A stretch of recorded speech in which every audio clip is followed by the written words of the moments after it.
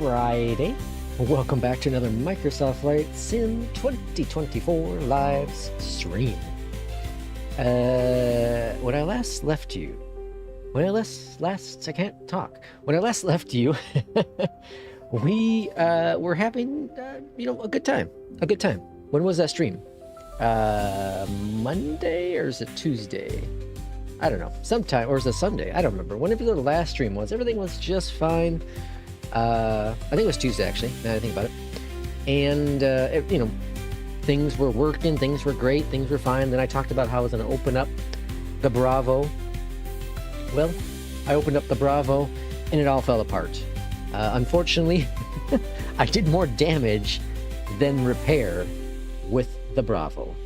But I am happy to report at least I have 4 out of the 6 quadrants that have some sort of attention now. It doesn't feel as loosey-goosey as it was before. And that means that I should have a better time here in the sim. So welcome back in. I do apologize for not streaming the last couple of days. I expected my new hardware to show up yesterday. In fact, I had part of setup arrive on Wednesday, but not enough to fly with it. So I was waiting for the second part, and it was supposed to be delivered yesterday. And it said all day that it was out for delivery, and then all of a sudden, woke up in the morning, saw it said delayed and hasn't even shipped yet. That was great. Fantastic. So, but with that all said, it looks like everything's on track for Sunday. So on Sunday, we'll have a fun little reveal of what new quadrant I had purchased. And there are lots of conversations in the Discord, lots of what's going on, what did he get, is it a Moza, is it Thrustmaster, what does he have? Well, stay tuned because that will be unveiled on Sunday. As long as it shows up. And, so I do plan on streaming. Well, I was going to stream tomorrow. We'll kind of see how things work out for tomorrow. But definitely on Sunday. We'll stream on Sunday for sure. Tomorrow's kind of up in the air to see how things end up going. But thanks for joining me here on today's stream. This is kind of last minute thing. I spent about a half hour to 45 minutes trying to get the Bravo at least attention. I just need a little tension. I just need technically 3 axes to work, and I have that working. I just needed that tension. It was so weird flying with no tension at all. It's enough tension to hold the levers in the position, but like effortless, man, effortless. And now there's at least a little bit more, so that's a good part. Welcome in, Jay Russ. Delayed shipment flight sim fun. Oh yeah, absolutely. I was even contemplating today that if I couldn't get the Bravo working enough to my taste, I was probably going to take out the Ursa Minor and do a flight with that, and use the little slider on the Ursa Minor, just to kind of have some fun in the flight sim. Because I didn't fly at all yesterday. I had a long day at work as well, and I was just exhausted. So I got home and watched a little stuff and went to bed pretty early. Played a little Jurassic Park. P2, welcome on in. Happy Tuesday. Happy Friday to you. Keyboard and mouse stream. Oh God, no.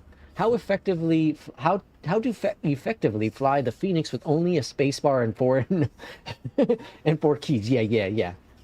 This is not FedEx's fault. Well, I don't think this is FedEx's fault. Fly Guy Simmer, welcome on in. That guy looks suspicious just walking around in circles.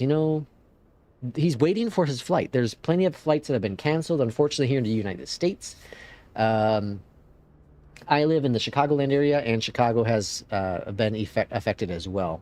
So, and I get it. I totally get it. TSA agents are not being paid. ATC people are not being paid. To go this long without getting money and being like, yo, I want to keep working, well, I get it. If I went to work tomorrow and they're like, yo, you won't get paid until we decide to, I'm gonna be like, oh hell no. Oh hell no, I'm getting out, right? So I get it. I totally get it. These people need income, so I don't know if they're doing Uber or what they're doing to make that income happen, but they're clearly not getting it with their day-to-day job right now. And so I get that aspect for sure. And it's it's rocking the aviation world. You know, we knew this was going to happen eventually if the lockdown or if the shutdown continued with the U.S. government. It doesn't look like, unless something's changed in the last hour or so, it doesn't look like anything's going to happen anytime soon. So we expect more cancellations here in the U.S. Thankfully, I'm not flying anywhere personally, but there are people. I read a story earlier on CNN or MSNBC, one of the two, where a lady was going to see, she's on a trip to go see her mom who's passing away, and she doesn't know if she's going to get there on time because of the delays going on. It's awful. And I saw this morning O'Hare was backed up by, what was it, 2 hours? I think it was 2 hours. Yeah, I wouldn't show up without pay either, for sure. As a Canadian, I just clutch my pearls and gasp in horror when I look down south. I'm the guy walking in circles. Greetings from Cleveland, Ohio. Oh, you're in Ohio, PZ? Welcome on in. Yeah, we're not that far away from you. I'm about, what's Ohio from here? I don't know, 6 hours? 6 to 8 hours? Something like that, right? I'm going to go to Ohio eventually, probably maybe next fall. Because my father-in-law and I, we want to go to, there's a museum apparently down there, over there, I guess. Well, it is down over there, that we want to go see. P2 says, I know a thing or two about missing parents yeah. Oh, my heart goes out to that lady. Yeah, it's sad. The fantastic good old USA. Yep, exactly. Good old America here. Yeah. Yeah, I don't want to go on. I don't want to go down that rabbit hole today. Let's enjoy it. Let's fly. Let's have fun. Let's pop into the FENIX. So while I was away, there was a couple things. We had a Sim Update 4. 2 updates have come out since the last time I have streamed. They fixed the annoying little thing that was down here that you know, a certain someone who's a real world pilot, well, I just won't go down that road either. You know, so anyways, that's been fixed. And a few other things behind the scenes as well. The last update came out today, multiplayer and some other SDK stuff from my understanding. Also, there's Beyond ATC experimental update that apparently did a lot of cool things, including adding in CPDLC stuff. So we might be able to try a little bit of that as well. RJ, welcome on in, which is Miss Apex on Discord, right? Or on Discord, right? In Discord? Oh, good. Time to sim rate so I can finish my flight and then stream bomb Lex. Welcome in. They're going to be close to releasing Sim Update 4 for sure. Yeah, for sure. I agree with you. I think I'm still on pace saying it's going to be before Thanksgiving here in the US, and that shortly after that, within a week after that, we're going to see the 737 from PMDG make its way over to 2024. That's my whole thing. I'm sticking with it. It's not changing. It's going to happen. If it doesn't happen, Sue will. He's not into the stream. He's probably sleeping right now. Okay, let's go ahead and get things rolling here. So I'm not going to use Cabby for this flight. I'm going to go ahead and just use Cabby. You know, I love Cabby. I think it's great. I think it's a great tool. But Jay Russ, you know, he's right. And who else said it the other day? I think P2. There's so many voices going on in your head. Just so much going on. So I've decided what I'm going to do is I'll use Cabby once in a while. You know, so for some flights, just add a little bit of extra to it. But I'm going to go ahead and just what the hell is that noise? I'm going to go ahead and primarily just fly with Flight Sim First Officer, which I absolutely love. I'm sorry, Jay Russ, that you're having problems with that. It really does break my heart because I really love FSFO. I think it's fantastic. And once you get a profile set up that you like, it's really, really cool. But I do apologize that you're going through issues with that because I recommend it here on the stream and say it's a really cool product. And obviously you're having issues with that. And you're also having some, well, I'm not going to go down that road either. But so I'm sorry about that. But I think it's great. It works, great on my end. But I can understand. I can totally understand it. Where you're not interested because I didn't use it for a while because it had a bug with the key binding thing, right? A big old bug with that, and I just didn't want to hate the product. That was my thing. I didn't want to hate it. But he offered me a refund. I said no. I want to support it because I think it's cool. I'm gonna wait for V6 to come out. V6 came out and it satisfied me tremendously. Let's see. RJ says correct. Oh please bring that 737-800. Calling fake news on the PMG. I'm not finding anything but the FENIX anymore. Everyone but FENIX sucks. Let's see. FENIX is outstanding. Absolutely. Love FS2 crew with the FENIX. I need a FENIX Airbus 737 MAX. It'd be cool if FENIX actually does that. That'd be really awesome. All right, let's go ahead and get this dude going here. FENIX importer flight plan. Let me go over here real quick, and we're going to turn on this and then turn on that as well. And then we're going to go back here, wait and balances. Let's load the aircraft, insta-load, and then up here to the top and calculate all that jazz. All right, let's go up top tier. Now, I did fail to clear out my cache and all that good jazz for this flight, so I might have a rockier performance. Because it does help if you do the cache little trick. You know, clear out your scenery indexes and all that whenever there's a new beta version. At least on my end, it seems to help. Okay, go over to config, and we're going to go to manual failures. Swing on down to navigation, and let's clear all this jazz. And I also I'm gonna put up a poll here once we get up to airborne. Sorry, a little tickle on my voice, on my throat. And that is going to be about APL. It's gonna be all about APL. So stand by to participate in that. Let's go over to. Oh, that's not what I want. Let's go over to AOC. Flight init. Let's request it. Neos, then the 330 is what J. Russ says. Got that all set in there. Let's go to ATC request pre-departure clearance, and we're just gonna say gate 1. We're gonna say ATIS Alpha. We are at KCHS Charleston, right? Yeah, Charleston, and send that on off. While that's sending, let's go over here to the FMC init, and we're gonna wait a couple seconds for this to load on up. There it is. Cool. While that's doing this thing, let's go to briefing panel. Fetch it. All right, so we are flight number Delta 1558. Whoops, missed a 1. Delta 11, what is it? 1558. All right, 7 for the cost index. Ooh, that was really fast. Nice, nice. And cruise 340. Get rid of that dude. We're squawking 6636. 6636 in the box. Cool. And then over to ground on 121275. Beautiful. Runway 15 is our departure. Cool. Let's go over here to the left. Let's go to send to the McDo. Back over here. Send that to the McDo. Go on down below again. And let's clear out this dude. So Wilco it. Send it. Close it. Goodbye. All right, so that's all populated there. Performance looking fantastic. Over to flight plan, Charleston, departure, runway 15, and let's see, stud. I am a stud. Thank you very much. Stud, and ALD. Stun. Never mind. I am a stun too. And we're going to Hotlanta today.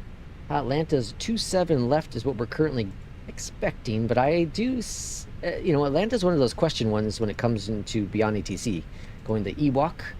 I love the Star Wars references because I'm a Star Wars nerd. And let's go and close that out as well. Clear that. Perfect. All right, we're good to go. Let's go up here to the top. APU is available. Let's go to bleed. External power is off here to the left. GPU chocks goodbye. Down here to the bottom, we're going to go ahead and switch that over to that guy. And let's get some lights in here because it's pretty dark, huh? Some lights there. Some lights over here. Okie dokie. Flight plan. Oh, I forgot to get first officer going. All right, first officer. Download the briefing. And I'm going to do, what did it say? 4,000 for departure. And start that guy up. Hello, Captain. Start the flow. Cool. How come my comm didn't work? Oh, I put the wrong comm in. You idiot. It's 121.9. 1219. I don't know what the hell comm I put in. Back on down below here. There we go. Now we're cooking with gas. Okay, what's chat saying? Thank you for sharing Cabby. Pretty cool add-on that I did not know about. I'm really enjoying it, and the potential it has is pretty awesome. Yeah, I think Cabby's really, really cool. Boeing, please move the fly-by-wire. It's 2025. We have AI, GF, girlfriends, and now we have a side stick on the Max. Guys, so sorry. It's been a busy week and I'm exhausted. 11 p.m. here. I'm gonna catch some Z's. Catch up late. Hey, thanks for coming in, Fly Guy Simmer. Much appreciated. Take a good rest. Hopefully, have a great weekend. But thanks for coming in for comments. Let's see. King Bob, welcome on in. The King has arrived. 777 is fly-by-wire. Still uses a yoke though. Yeah, it's interesting. Thomas, welcome in. FENIX, Beyond ATC, and Pilot Safe is what I'm working with. Yeah, I love all three of those. They're all fantastic. But you know, Jay Russ has made a great point. Like, the more add-ons you have, the more complications that could come into the sim. You know, so limiting that the best you can is ideal. Now, there are some add-ons that are continuously adding more and more features to try to be the one and all kind of thing, but that also can cause issues, because if it's one program doing everything, well, then you can't easily dissect what the biggest problems are that you're facing. Charleston Ground, hello from Delta 1558. We are ready for pushback and engine start. Fuel 1117 pounds. Delta 1558, Charleston Ground, pushback approved. Face north. Face north. Pushback and engine start approved. Face north. Delta 1558. Altimeters 299.1. Checked. All I've been flying is this FENIX the last few days. I don't know why. I'm just like back into FENIX mode. Parking brake on. Takeoff speeds V1 134 VR 134 V2. All right, 4,000 in the box. I have like a partial setup here going on. It's kind of annoying. Doors closed. Beacon lights on. All right, let's go ahead and start that pushback. Engine start, flow, pushback, request, release the parking brake, hold, pushback commencing. Let's go on down here to the bottom, and let's get these going. Have some voices there. Start engines, and Terra. Engine number 1 coming on board. And while that's doing that, let's go up here and get the clock clocking. And then down here, we're gonna go to make do menu, Atsu, AOC, receive messages, request, return, load, accept, return, load, accept, and performance. Engine number 1's looking good. Good rotation. GSX in 2020 is a secret love. I haven't used GSX for a while. I was going to pop it in, but I don't know. I just, for what I would use it for, I just don't know if it's worth the resource. You know, I don't know. That's where my question, if I want to jump into GSX again. Trim is 1.2. Holy smokes. 1.2, all on that. Perfect. Max on the brakes. And all's looking really, really good. So again, I'm going to put up a poll here momentarily. Once we get up to autopilot mode. Because I want your opinion. I want your opinion. It's really important that I get your all opinion on this next thing I do. Engine 2 started. Charleston Ground, Delta 1558, ready to taxi to the active. I was going to say ready to take off. Delta 1558, runway 15, taxi via Alpha, Mike, Bravo, Charlie, Delta. Alright, taxi lights are on up here to the top. Runway 15, taxi it's via looking Alpha, good. Mike, Bravo, Engine's Charlie, looking good. Delta Leads off, master switch all call. That's all good. Down below here, takeoff config. All is green except for check. That's fine. After check with let's bypass that. I gotta fix that too. I don't like that one. Okay. We are clear to taxi via let's see, Alpha, Mike, Bravo, Charlie, Delta. Alpha's pretty much right in front of us.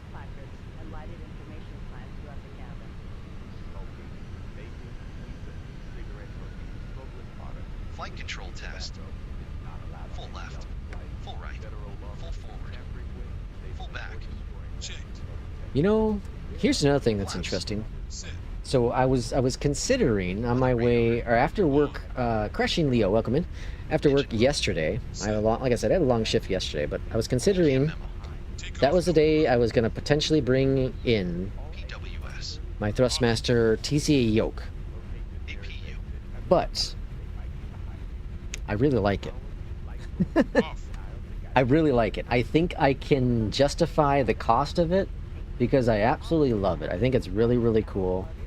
I've gone back into the Honeycomb Alpha, which I really, really love as well. But it's just, the nice little movements you can make to it, the corrections is so nice. So very, very nice. So it looks like I'm keeping my TCA Yoke. I really, really love it. I think it's fantastic. I'm having just a blast using it. Nothing against my Alpha. I love my Alpha. My Alpha served me well for 5 years, and I'm not getting rid of it, keeping it for a backup. But I can definitely tell the difference. And I think a lot of it is, you know, wear and tear of the Alpha. I think if I got, you know, the XPC version or just a new Alpha, then it might perform a little bit better to my liking. But I'm still just very impressed with what I have here with this TCA Yoke. I think it's really, really cool. King Bob says, if anyone has issues with Beyondatc, the Msfs software and the FENIX, the solution is to load the Msfs profile, particularly the V1 profile for the FENIX, and then exit the Msfs software. Yes, so the Msfs software is not needed with the FENIX because the FENIX doesn't have force feedback. Does not have force feedback. So essentially it's just a stick. It's just a side stick. So yeah, I think Msfs posted that in their own Discord as well. I think I'm doing really good, Crash and Leo. Thanks for asking. Hope you're doing well as well. Hopefully your week has been fantastic. Hopefully your weekend's gonna be amazing. Hopefully you get lots of flights in. I'm gonna try to do 2 flights tonight. I'm gonna try to do 2 flights tonight, and then we'll kind of see what happens. Oops, I should have turned this one. And see what happens this weekend. But for sure Sunday, we'll be definitely streaming Sunday. Kind of screwed this up. Whoopsie doodle. Listen, I'm not being paid. Well, I'm a pilot, so I should be paid, huh? The Msfs software isn't needed for the V1 profile after it has been loaded. Yeah. But again, so if you get the Msfs, if you have, you know, an AB9 or the AB6, and you want force feedback, you do have to have the Msfs software on. You do have to have the Msfs software on. I wonder if you have to have, for the Msfs, the newly released Msfs throttle quadrant stuff, I wonder if you have to have the Msfs software on for that stuff. I don't think you would. Maybe for the initial setup, but I don't think you would need to after that, right?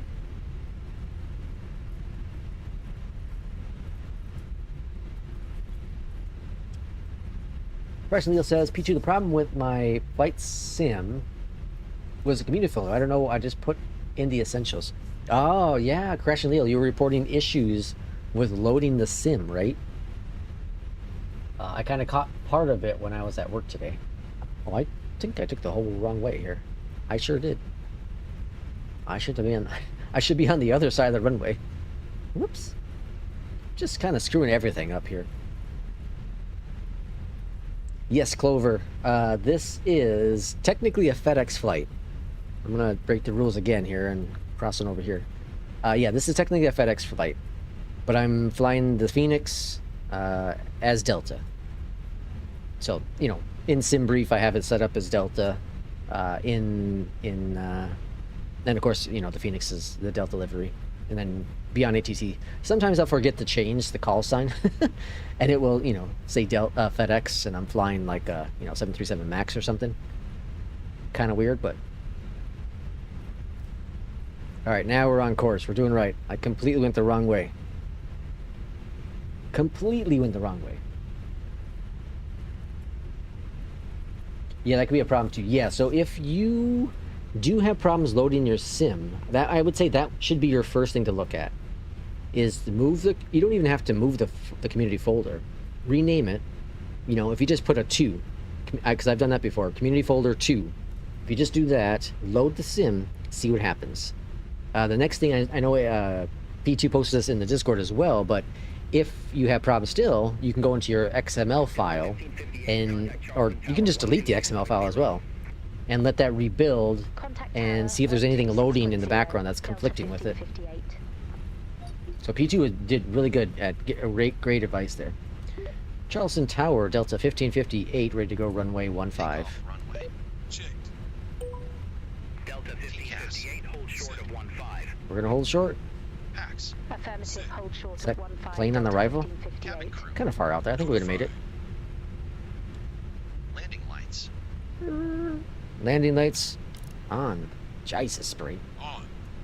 I'm a bit annoyed about that APU saying I reinstalled over 10 times, but whatever. Yeah, you know, and that's the thing. Again, this goes back to what I talked about earlier, which is when we add in so many add-ons to the sim, so many mods, you know, there's just so much going on. Well, I could have definitely made this one. Is it like frozen there? Is it moving or is it frozen?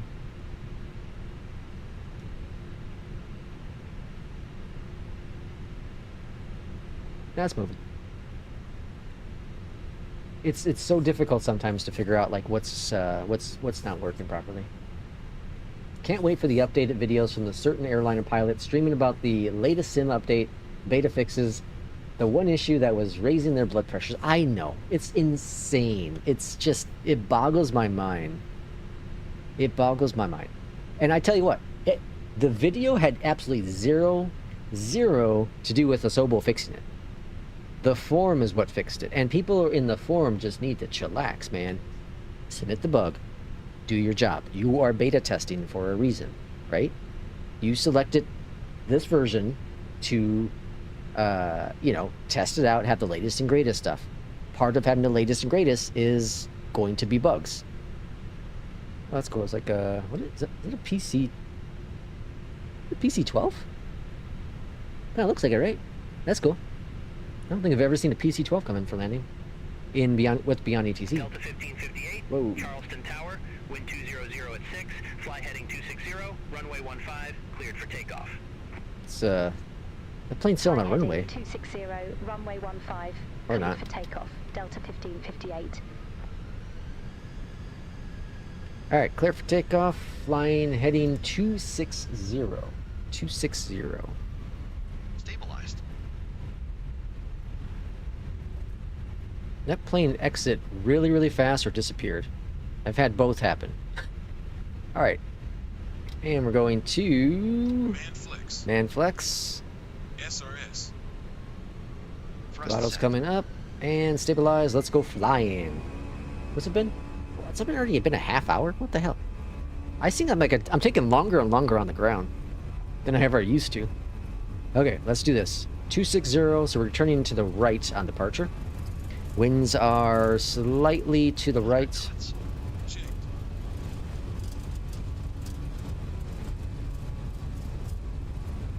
V1, Rotate. Hey, I see a... Whoa, multiplayer's working. Positive rate. Gear up. Gear up. That's cool. Got some multiplayer working. It's awesome that someone is here. Greenleaf's here in Charleston. For 100 feet. 400 feet. Let's go ahead and swing on over to the right. 260 on the heading. Delta 1558, contact Charleston departure, see you. See you. Be seeing Contact you. Charleston departure. Delta 1558. Be seeing you, Mr. Wick. Charleston departure. Delta 1558. Alright, let's get now, man. Night lighting is freaking incredible in Sim. Delta 1558, Just incredible. Charleston departure, good afternoon, radar contact, clear direct Tyler. Resume the Studio Alright, 1. direct to Tyler. Climb and maintain Fantastic. 17,000 feet. 17,000. We'll go ahead and put in our flight up to Cleared 3-4. direct Tyler. Resume the Stuno 1. Climb Stuno and 1. maintain Oh, yeah, that's what we're doing. Delta 1558. The stun. Alright, flaps going up. And speed brakes is disarmed. Flaps up. Gear. Up. Back on our flight plan here. Flaps up. It's so scary and dark. I'm terrified. Alright, we're gonna go AP off, or on a little early on this one. Bring up the map. Okay, so, let's see. That was a cool shot. Yeah, absolutely. How do you install Sim Update 4? I don't know how to do these things. Get ready for the F-18 interception. If you have the Steam version, if you right-click... Yeah, you have Steam, right? If you right-click on the left, you see your library. If you right-click on that, go to Properties. You'll see one that says Beta. And on the left-hand side of that new screen that pops up, there'll be a drop down and you'll see Sim Update 4. Click on that, click OK, and then it will download the update. Just like that. And if you want to get out of it, reverse it. So instead of clicking Sim Update 4, you'll hit none. Pretty easy stuff. Okay, let me get my poll going here. Let me get my poll, because I want to let this go for a little bit. All right.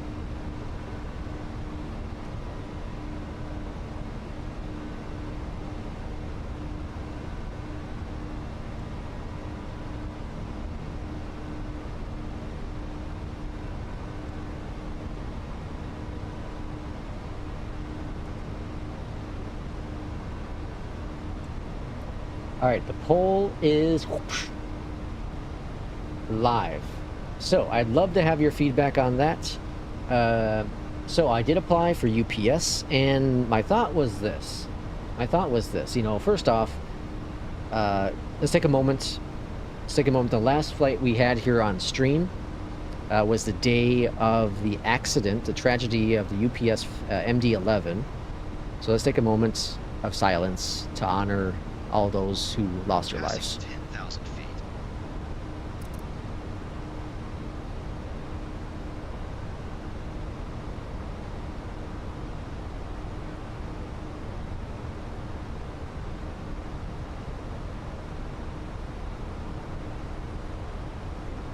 You know, it was very sad. It was very sad.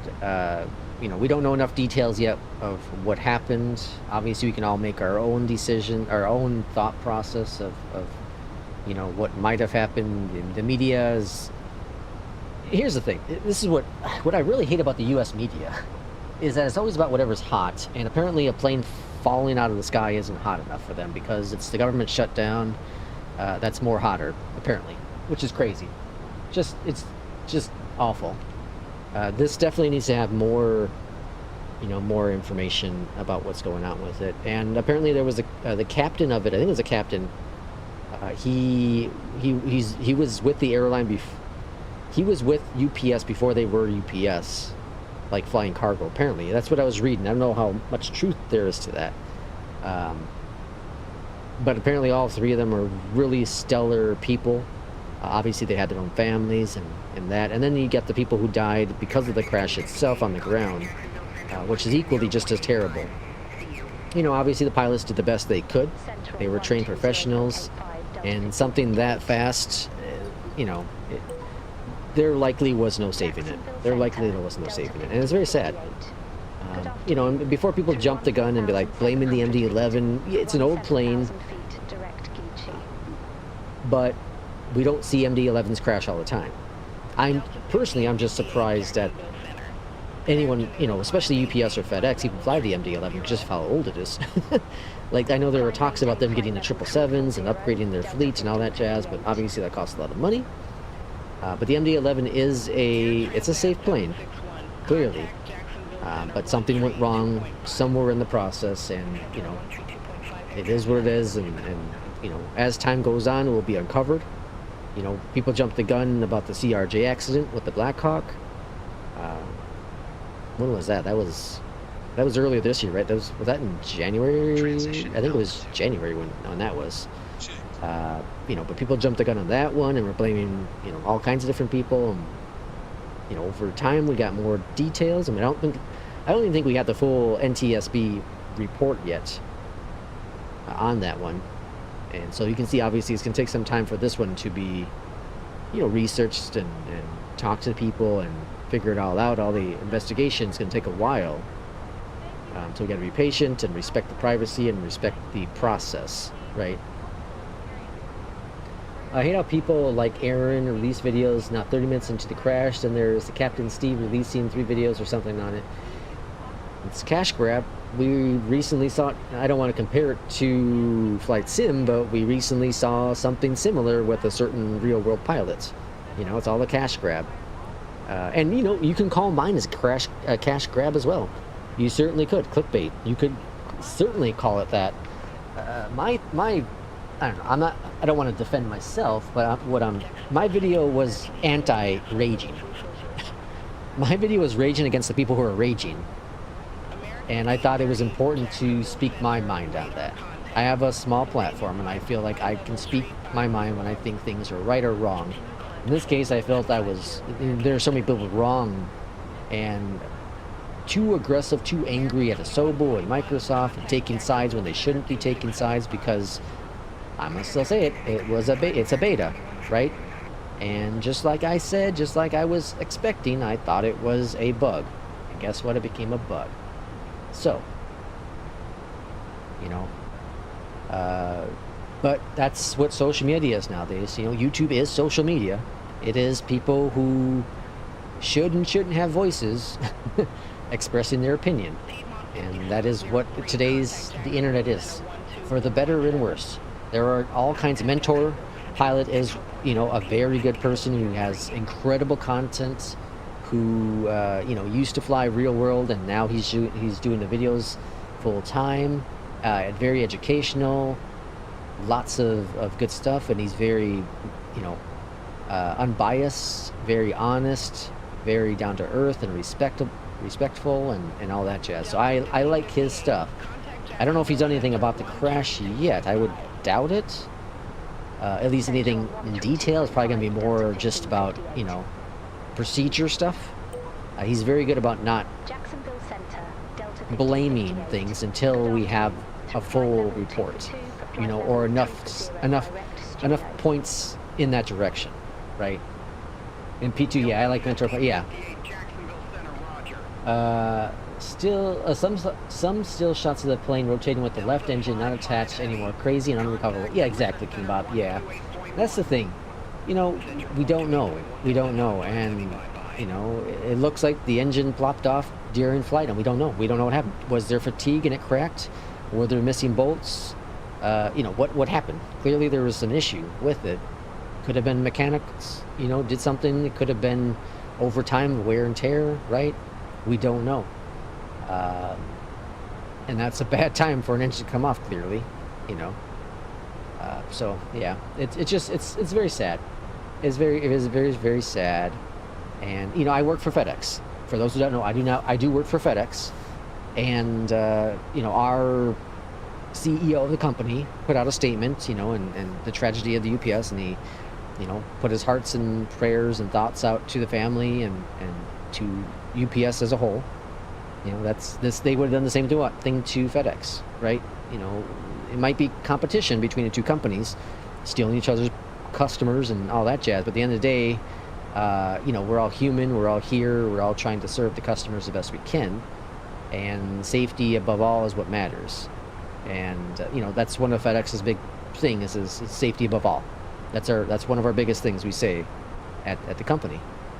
And UPS, I'm sure they have some little, you know, catchphrase as well, because, you know, they don't have accidents that often. It's very, very rare. There are many, many flights daily for all these aircrafts. He did do a podcast episode, but nothing else. Compressor stall in the engine number 3 is what Crashing Leo says. So I can blame you when I don't get my FedEx package on time. Well, okay, no. I don't deliver packages. I fly fake packages here on stream. But no. But if you ever need more details about a package, you know, DM me or something. I might be able to help you off from at work. If you don't want to deal with customer service, eventually I'll have to, but I have only so much access to certain things.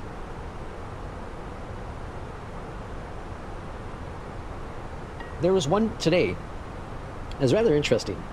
So someone came in and they had something shipped from Shopify or something, I don't know, some company, and it got delivered in a completely different city that's like 300 miles away from where it was supposed to go. So I looked it up, and the delivery address matches the recipient address. So I'm like, okay, well, that means the Shopify, whatever the hell this company was, screwed up. It wasn't a FedEx screw up, it was this company, right? Well, then he said, you know, I didn't catch this either, but the package got relabeled. That started making me think, well, did we relabel it wrong? because we relabel if the barcode got damaged and if something were to happen with the label itself, we'll put a new label on it, so we know where it's going, right? And so that happens from time to time. And so then that makes me think, just like him, well, hell, did we put the wrong label? I don't think so, though, because, again, the recipient address is the address that got delivered to. So unless we updated in our system saying that we have a new recipient address, which I didn't see that info in there, it seems like it's just Shopify who kind of screwed that one up. Or, like I told him, some of these companies will send it via FedEx, UPS, and then it goes to this location, a third party that will then do the last mile, kind of like UPS and FedEx. Last miles with the post office used to be a thing. So something like that as well. Last mile means that it gets delivered up to a certain point, and then another carrier might do the final delivery to your home or business, So it makes it to a FedEx facility and wherever your town is, and then from there they hand it off to, let's say, the post office, and the post office makes the final delivery to your mailbox. That's what last mile is, for those who don't know. And UPS does the same thing. DHL does something weird like that too.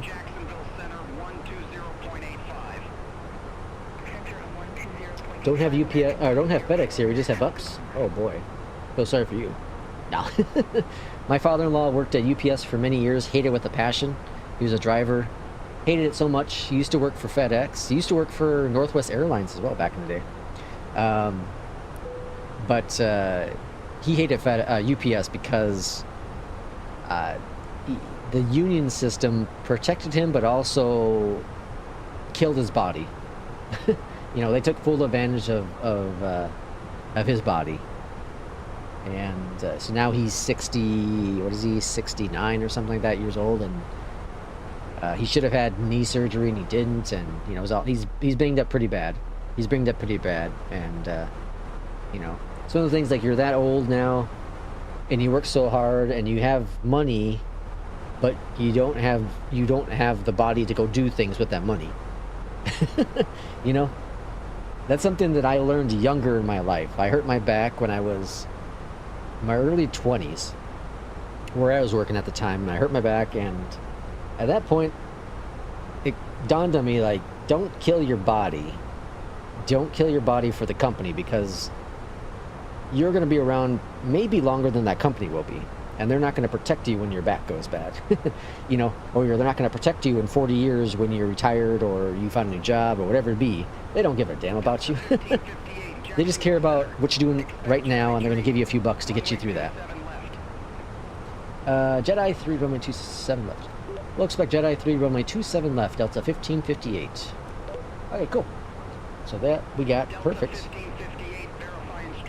Clearly they didn't hear me, right? We will expect the Jedi 3, runway 27 left, Delta 1558. Alright, so QNH 2987. The temperature in Atlanta is 19. The winds in Atlanta is 190 at 09. And the barrow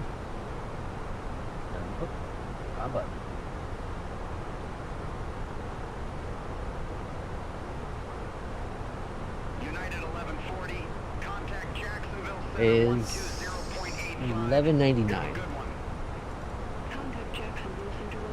Wait, I was gonna check this stuff here. So let's go here to ATSU AOC ATC request. See, there's no new information there. I'm not sure how to do any of that stuff yet. Okay, and then I'm gonna go ahead and put in, let's go 4,000 for the altitude. Okay, that's in the box. You're so old. Lex, you grew up in the Jurassic era. Sometimes I feel like it. Today, I had a lady, she's like, what'd she say? She's like, you've been with the company for 11 years? I was like, yeah. She's like, wow. That's a long time. I was like, yeah. This is now my longest tenure job. Previous one to that was 10 years. So this is my longest tenure job. I don't expect to leave anytime in the near future or ever. I enjoy the company I work for. I think it's a great company. Obviously, you know, everything when it comes to where you're working really depends on your immediate management and the management right after that, you know, right above that. If you don't have those two, if you don't have good coworkers, it doesn't matter how much money you're making. It doesn't matter, you know, the hours you're working. None of that matters. It's the day-to-day operations that matter for your own mind and your body, right? And I've been very grateful that in those 11 years working where I work, that outside of about a 4-month period, everything has been very, very good. Very, very good. Very good team members to work with, very good management to work with. I've gotten along with everyone. Company has taken care of me financially and you know, during my health situations. You know, it's been very, very good. Whoa. Hey, there's Misty Apex flying in the F-18.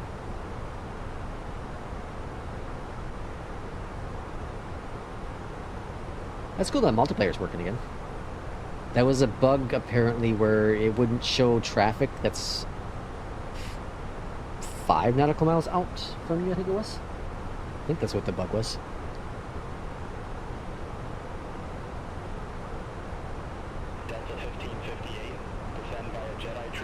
Alright, we got our clearance for descent, which is awesome.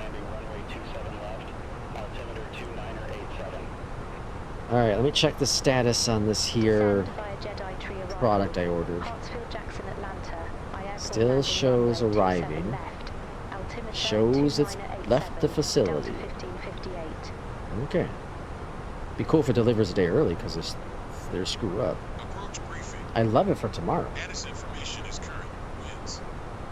Highly unlikely.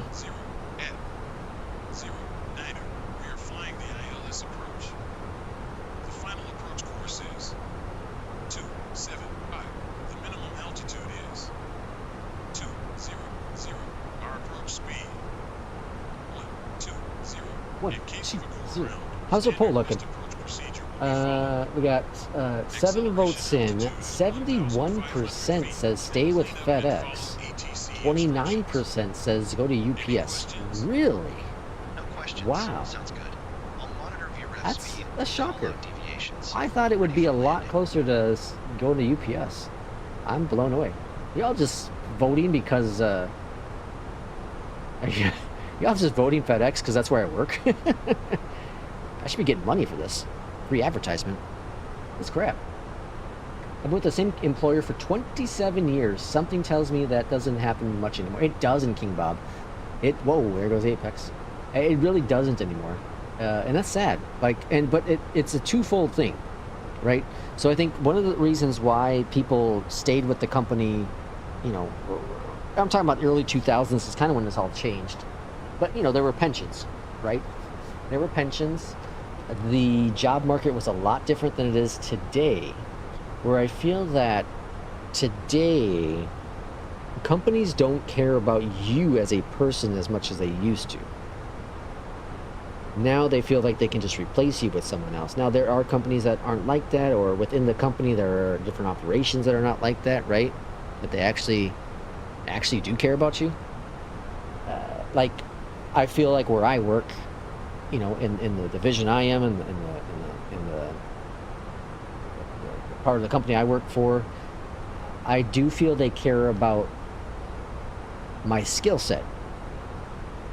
I don't know if they really care about me as a person, but I think they care about my skill set. 11 years is hard to replace for someone, you know, you have to hire someone else that takes a long time to learn, you know, a lot of the stuff that I know, what I can provide. Then you got to be like, okay, well, are they going to actually be there long enough? And, you know, the turnover cost is substantial. So I feel like I have the upper hand when I could be like, yo, you know, I want more money or else I quit. And they'd probably give me a little bit more money. Would it be what I want? Probably not. But, you know, it'd be something. That'd be negotiation skill. But I think back then, you know, pensions was a big thing, and I also felt like the companies were more personable. They're more personable. I feel like today they're more driven by a number who's taking care of something, but they've, you know, if they had the opportunity to get rid of you, they get rid of you because they save money, right? If they can eliminate your position to save them money, they certainly would do that. They wouldn't give two craps about you. Where back in the day, I don't think they were so much about cutting you as an employee because they know the employees are the ones making you money. You know? I think things have just become backwards now. And as AI continues to push things, I think it's gonna get worse. I do. I love AI. You hear me talk about it all the time on stream. I love what Beyondatc does, and I use ChatGPT and Gemini and etc. But it's also going to replace positions. As it gets more automated and better and more consistent, it's going to replace people. And that's not good. That's not good. There's that one game company that published Subnautica, I think it was. They're going all AI. Their HR department's going to be AI. That's crazy. That HR, I think you need a person in that role. Your human resource. Human is the key word in that, not artificial resources, right? So, I don't know. It's a scary time. Thankfully, my position cannot be replaced by AI anytime soon until they get, you know, robots that can do it, which is gonna be hard. And I think I'm fine. I'm still young and getting to the stage when I have to pick civil aviation or military. Ooh, that's a tough one.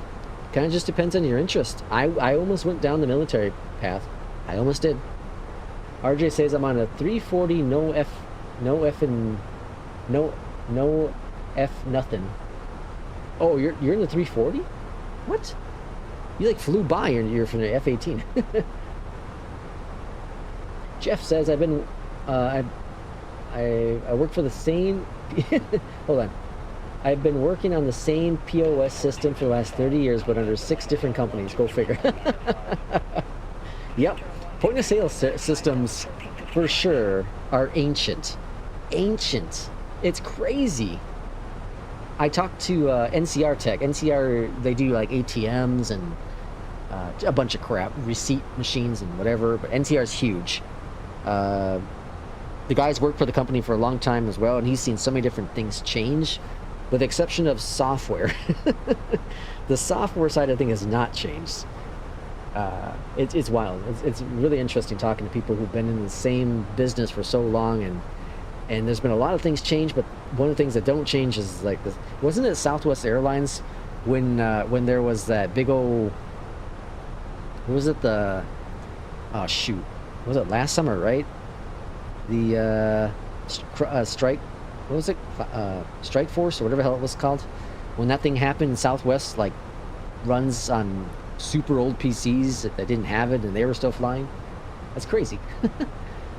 As support manager. Ooh, interesting. P2 says, hold up, so you're saying my reason for existence in this world is not maximizing shareholder value? Sits down shockingly. AI is gonna replace people who don't adapt to the new technology. This is true. You do need people to make it work. You do need to make it work. But I think at one point though, we're gonna be at that weird spot where the software can make the software work. You know, I think we're a long time away from that, a very long time away. But I can see that being the path we go. And you know, the biggest thing is we've got to find a way to make AI more efficient, so we're not burning so much energy. Right now, we're burning so much energy with all these, you know, AI plants everywhere. It's crazy. That's why your cost of electricity bill is skyrocketing. Go military. Always go military. Well, FedEx and UPS hire military pilots, so you can always get into cargo at some point as well. They love using military. And that's really big on the resume, so you can always do that too. My family wants me to join the RAF. Ooh. I've worked with multiple POS providers to integrate their SDKs into mobile apps. Ah, yeah. I've seen that too. Yep. I could, but I've been offered a slot in the Speedbird Academy. Ooh. I'm working for the biggest NCR dealer. Oh, really? Are you? That's awesome, Jeff. I really think AI is. Let's see. I really think AI in its current state is in a bubble and it's gonna burst bad. Oh yeah. I think so too. I I didn't read the article, but I think CNN had an AI bubble. Are we in the bubble? And I think you're right. I think you're right. That's the thing. As humans, we tend to jump the gun a little too fast. Think about the .com. Remember when the .com? Well, I don't know if y'all are old enough, but the .com boom, the bubble burst with that.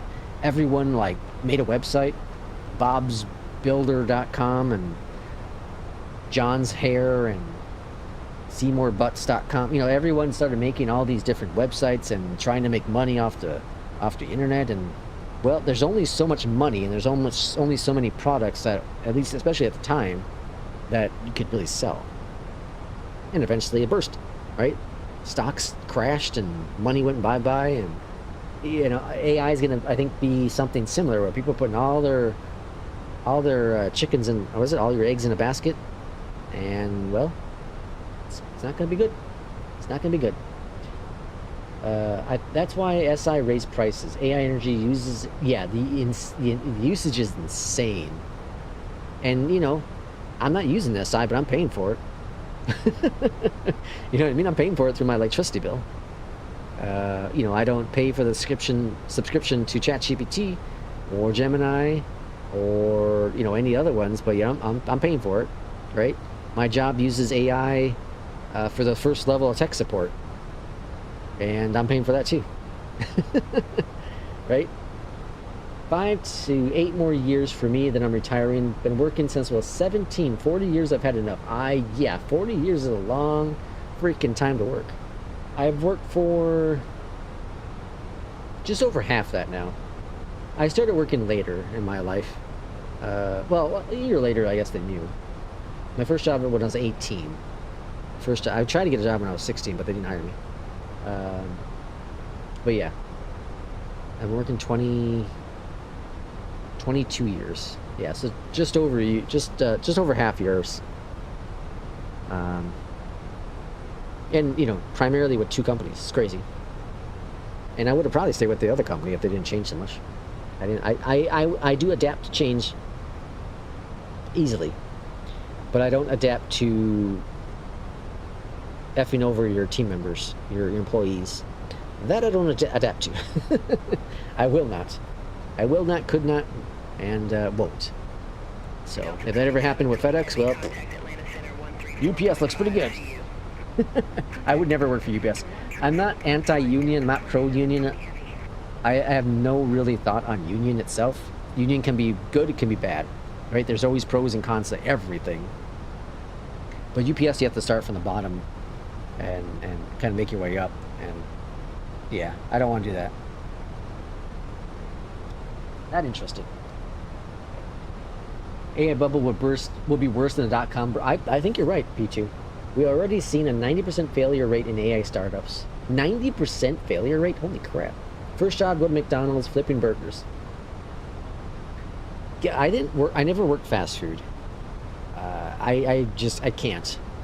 The problem is I eat, when I was younger at least, not so much nowadays, but when I was younger, I ate way too much damn fast food. Insane amount of fast food. Which is probably what caused me a lot of health problems, if I'm being real. But one thing is I could not ever work fast food.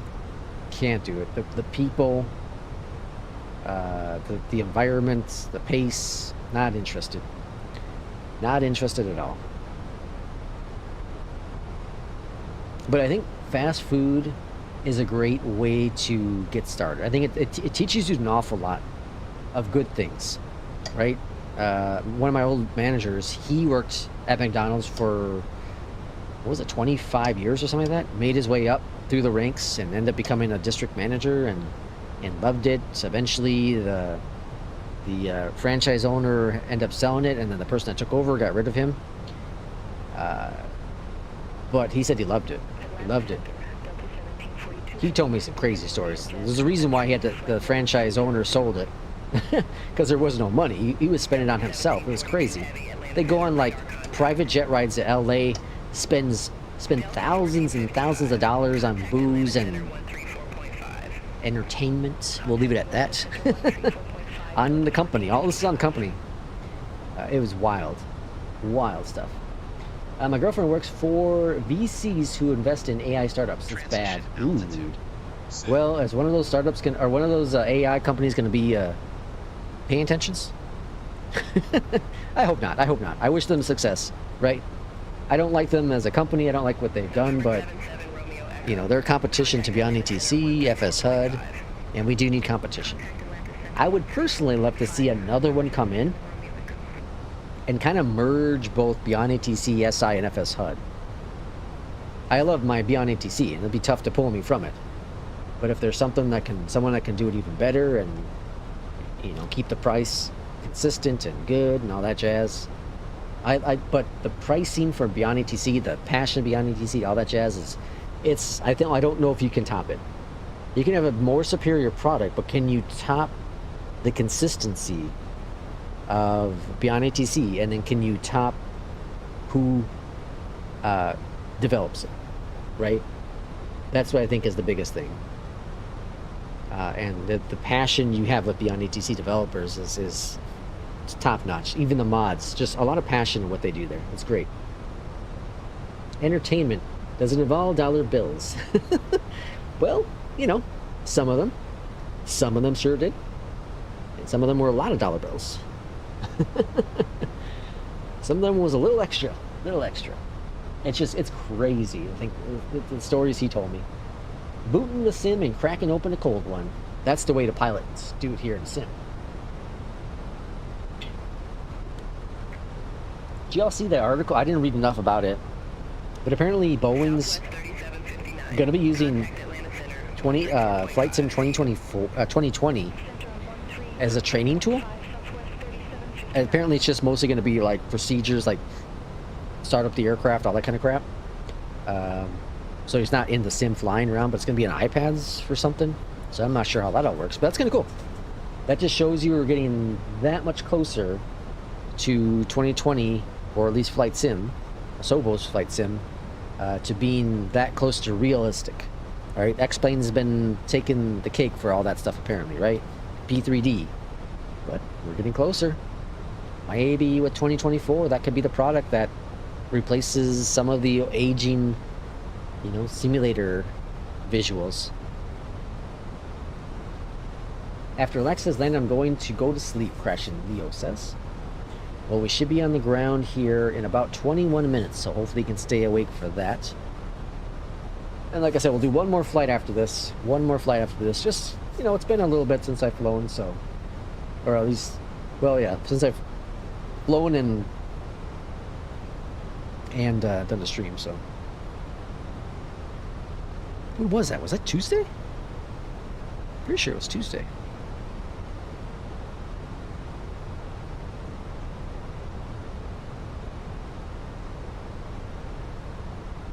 Delta 1558, contact Atlanta Center 134.5. Got a 42 knot headwind right now. Contact Well, it looks Atlanta like Center, after about a half hour, Delta 1558. 11 votes in, Good afternoon, Atlanta Center. Delta Staying with FedEx. 1558. Staying with the old trusty blue, or blue, the purple and white FedEx. Delta 1558. I don't even know what UPS is going to offer me to pay. I didn't even check that. Well, those planes are danger close up here. There's Missed Apex right above us. Very cool. That's cool that multiplayer is working again. The best part about flying in the sim at night is, one, the visuals, right? But then two, with Beyondatc, just seeing all the traffic, seeing and hearing, it's so cool. X-Plane is and has been dead since 2020 came out, but no one has the guts to tell Keith. Well, you know, I think they're clear. There clearly is a market for X-Plane still, and I again, just like I was saying about the ATC stuff, it's important that there's competition. X-Plane's doing things such as, you know, working on the clouds, working on the atmosphere, working on the, you know, rain effects, you know, those kind of visuals. It's very tough to try to come in and do what Asobo's done with the flight sim, because they, you know, in my personal opinion, they put graphics first, everything else second. And which eventually came out, you know, being really, really good. eventually the flight models got tweaked and everything really smooth and more consistent, especially in 2024. But yeah, you know, P2 was talking about X-Plane a while back ago, and I was considering buying it, you know, give it a shot. But yeah, no, 2024, Sim Update 4, done. Done. I have no need to go to any other sim. This sim satisfies everything. I have plenty of money into it as well. This is definitely my go-to sim, and I have zero interest in using X-Plane. X-Plane 12.3 is trying to compete. Yeah, they're, you know, given the props, Leminar, they're really trying their best. And again, competition. Let it happen. Let them keep pushing each other. The market share clearly, though, is dominated by Flight Sim. So I don't even know if... I don't know if there's even... I don't know if you can even call it competition nowadays. We've seen it before. You know, I've looked on Steam. We've looked on, you know, well, I guess Steam DB, yeah. And Flight Sim just dominates it. Dominates the total amount of pilots using it. You know, between X-Plane 11 and 12, just dominates. And that's only the Steam pilots. We're not even talking about the Microsoft Store pilots. We're not even talking about the Xbox pilots and soon-to-be PlayStation pilots, right? Flight Sim is in a whole different beast. But again, let the competition happen. Let X-Plane keep doing what they're doing. They're going to keep pushing the bar. They're going to come up with features. They're going to steal features, right? Both are going to do this. But eventually it's going to make a better product for both parties. You know, we're seeing potentially maybe the shift of developers making their way over to Flight Sim as well.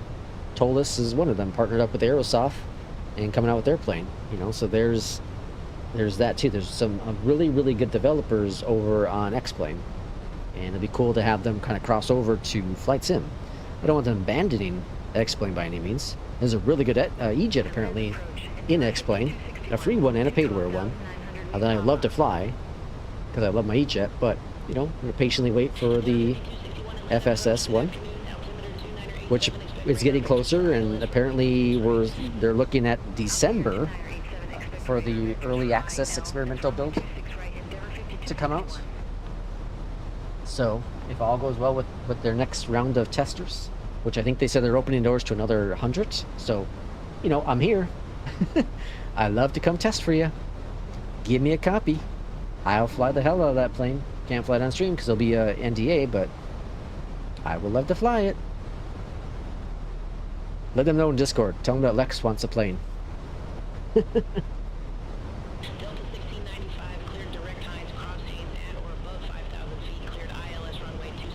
Alright, we're currently on expecting the ILS. Not approved, not cleared for the ILS yet. So we're just going to let it keep on doing what it's doing. On the landing, runway 27 left. And exit to the right.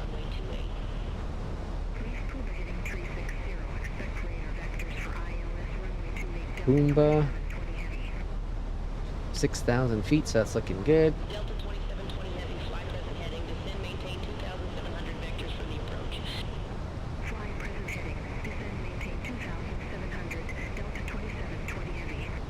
Alright, looking good. Looking real good. I'm going to get LS on a little early here.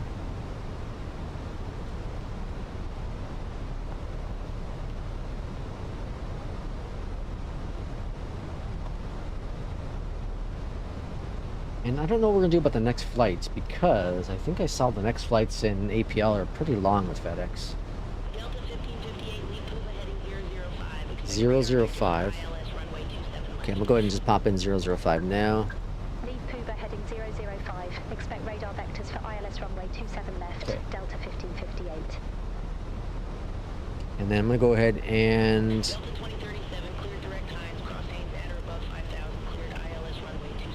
We'll go 00 on the vertical speed. Alright, cool. All's looking good. 23 nautical miles out. We'll get on the ground here soon, Captain Neo. Or sorry, Leo, and then you can go to sleep. Big old storm cell over here on the left of us.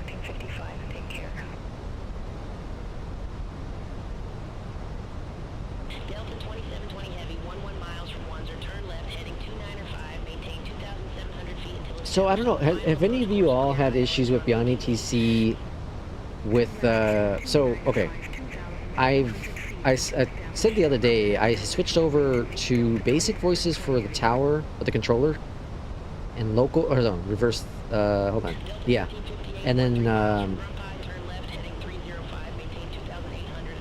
305. Basic voices for the... Turn left, heading 305, what is it now? 2800 until established. Cleared ILS runway. Basic voices for the controller, local voices for the traffic. And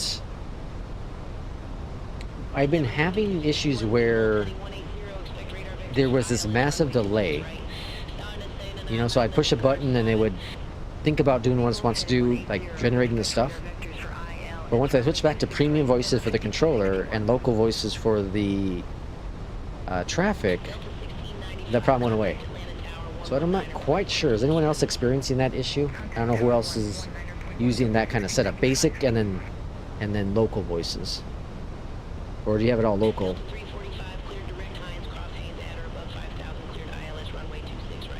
Okay, so at Gimpy 4000, I'm gonna wait to get the vertical speed still because we're looking really, really good here.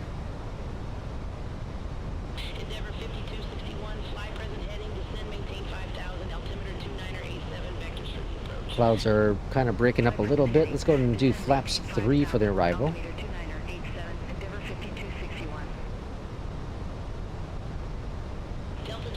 And approach mode is armed. Speed's coming back, looking good. Have a good one. Okay, vertical speed, let's go ahead and start our descent.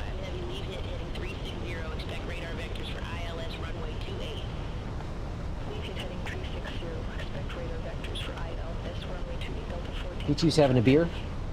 Too hoppy for him.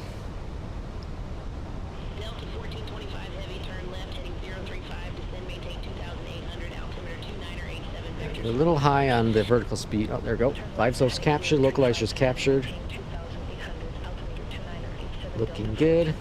Alright, then what I like to do over here is go to 10, and then I go over on the other side, we go to LS mode. Okay, looking great here, 15 nautical miles out.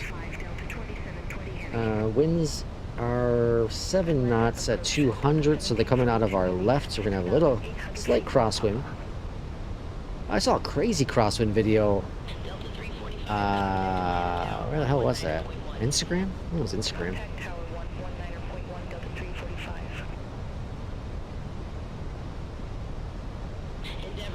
13 nautical miles. We'll bring up the flaps at about 12, I think. We're going a little hot here because the headwind here, slight hot headwind. But this will slow us down and hopefully get us in line with the arrival speed. Do y'all do managed speed, or do you set it in for the, you know, for what the speed should be on arrival? I've always done managed speed. You should have seen me try landing the 319 today at Wellington. Struggles, P2? Windy? Alright, speed brakes are out. Delta 1558. And we're about 200 knots. I'm going to go ahead and bring the gear out. Tower, Delta 1558. ILS runway 27 left. Again, we're going to exit to the right up here. Terminals are right there.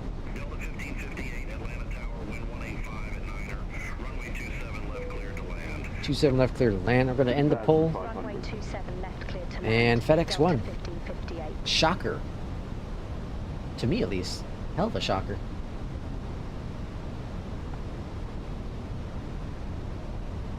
Alright, looking good. It's so weird. I got my Flaps 2. my Bravo throttle is, you know, it's 2 axes farther than it normally is, so I have to do a little bit more of a reach. It just feels so weird.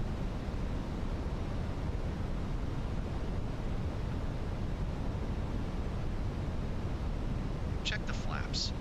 Don't worry about it. I'll do the flaps when I'm ready. Not ready yet. Don't pressure me.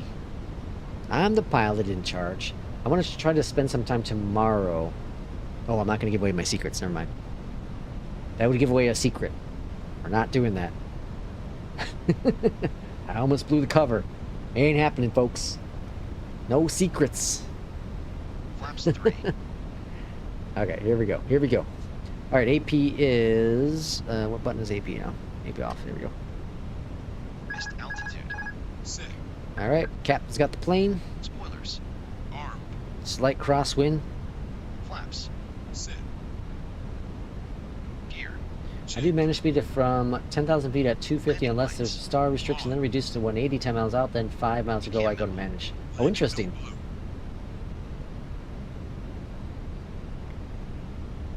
Alright, focus, focus, focus. P2 says I'm getting a Moza throttle. P2's predicting the future, folks. He's saying Moza. I should have pulled for that. Watch the airspeed. There's so many different throttle quadrants you can get, though. I need a massive pull.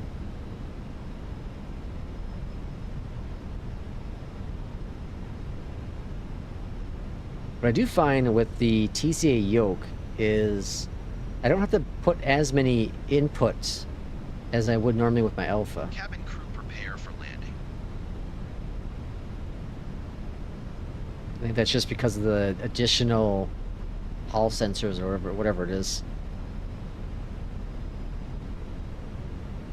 I feel like I'm high on this approach. 500. Like really high. No, sorry, I feel like I'm low. Yeah, see, the Pappies and the glide slope aren't matching up. Something's weird here.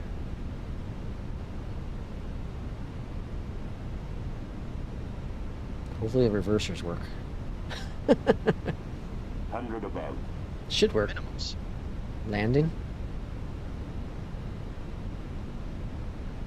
Minimum. 100. Really low on this approach. 50. 40. 30. 20. Retard. Oh my gosh, that was like butter all the way. 88. Holy smokes. 88 feet per minute. Jesus. Jesus, folks. I need to take more days off from flying. Holy moly. Jesus. That was butter all the way. All the way. Alright, flaps going up. Spoilers disarmed. Exit right at November 2, Arch. Delta 1558. Okie dokie. And landing lights off. Taxi lights gonna stay on. Welcome to our destination, folks. 121.75, Delta Jesus, the 1558. butter. Get the butter. Get some toast. Clean up the butter. Aisle number 27 left. It's everywhere. Everywhere. It's leaking. It's everywhere, folks. It ain't margin here. This is real butter.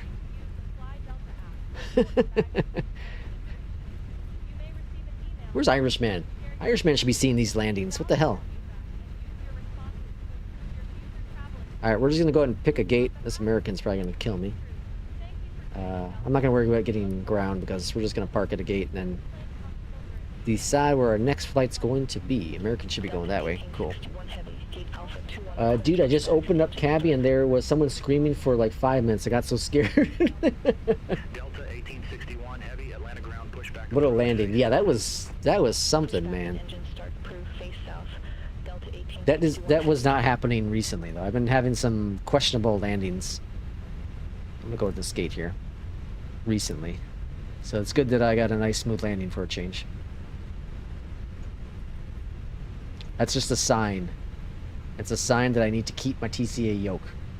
Alright, let's bring up. Oh hey, this is working. Stop. Parking brake. Parking brake on. Alright, over here to the left. Whoa. What the hell's going on there? GPU, chocks, and jetway. Up here at the top, external power is on. Down here at the bottom, engine 1, 2 off. Let's go and kill out beyond ATC, clear out first officer. All right, first thing we'll look at real quick is we're going to look at New Sky. Close this out. And we got another 10 on there. Really good month so far for November still. Got a 10. Last flight was 2 days ago, right? And $7,000 made for Irishman and an 88 challenging conditions. I will take it. And then, whoa, wrong button. Let's see what APL said. We have another flight that's 58 nautical miles. We can go to logbook.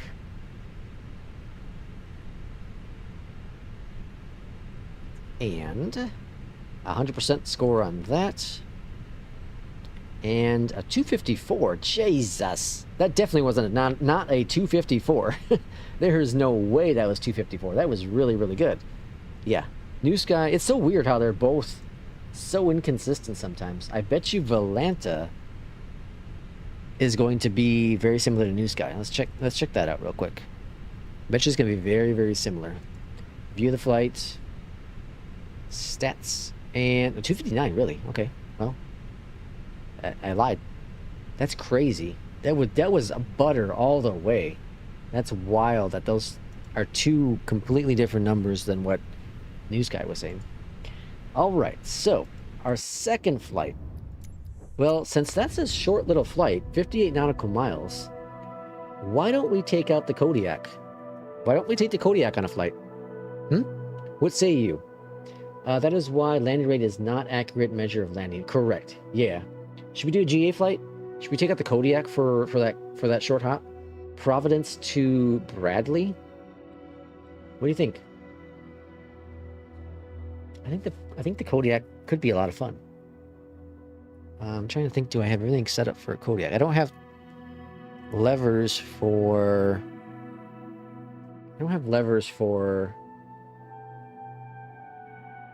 prop and all that jazz. Let's take the Kodiak. It's been a minute since we've done the Kodiak. Nice GA flight here on stream. Kodiak. All right, there's my Kodiak. The Kodiak 100. I can't wait for the 900 to come out. So excited. Let's see. These are... Let's go ahead and we're doing cargo since we're FedEx. They don't have a FedEx livery. We'll take the... I like the red. The red and black one. It's my favorite. All right, and we're going to do a flight from Providence. I'm going to be take the 380. And we're going to do... should we do beyond ATC as well? It's a short hop. Okay, let's see what we have. So for APL, if you've never seen, you can. So I have a bunch of planes unlocked, right, with APL. But if you go on down to the bottom, if you find one that matches close to what the plane you're going to use, so in this case a GA plane, we can find something that's similar. And the one I use for the Kodiak is where the hell is it? Oh, it's up here, Cessna. It's the 208. It's very, very similar. You know, both planes are very similar, so I'll use that plane as the profile to match up.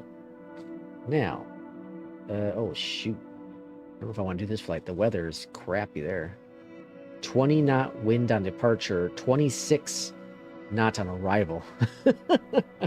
And I'm going to take the Kodiak out. Should I do a different plane? The Kodiak doesn't like wind. That's a lot of wind to handle this little Kodiak. You know, I'm gonna change the weather. I'm gonna cheat. I'm cheating. I'm gonna change the weather on this flight. All right, Kodiak profile. Let's see, Kodiak. How's my Kodiak profile?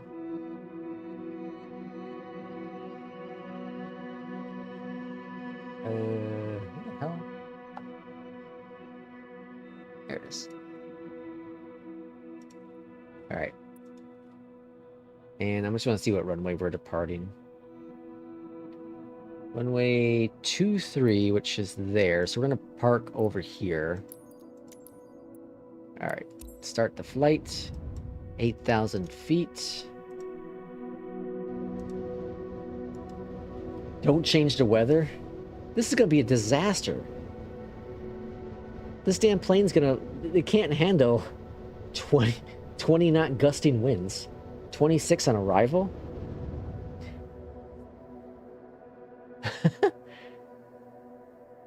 777 it is. Well, it is real. This is a real world FedEx flight, 58 nautical miles, and they take the I think it was a 757. I think it's a 757 they take. All right, I'm not going to change the weather then. We're going to stick with what we have. We're not changing weather. We're going in, folks. We're going in this way. Oh God, it's going to be a disaster. Okay, let's see. I'm used to having my master switch, bus, other bus. All right, and then we go on down below here. Beacon, strobe, nav. We get some lights going there. We're not going to worry about that just yet. Okay. All right, that's all good for now, I guess. Let's go over here. And we're doing a flight direct to... Pause system test. Okay. KBDL. And then enter, enter. Cool. That's all set.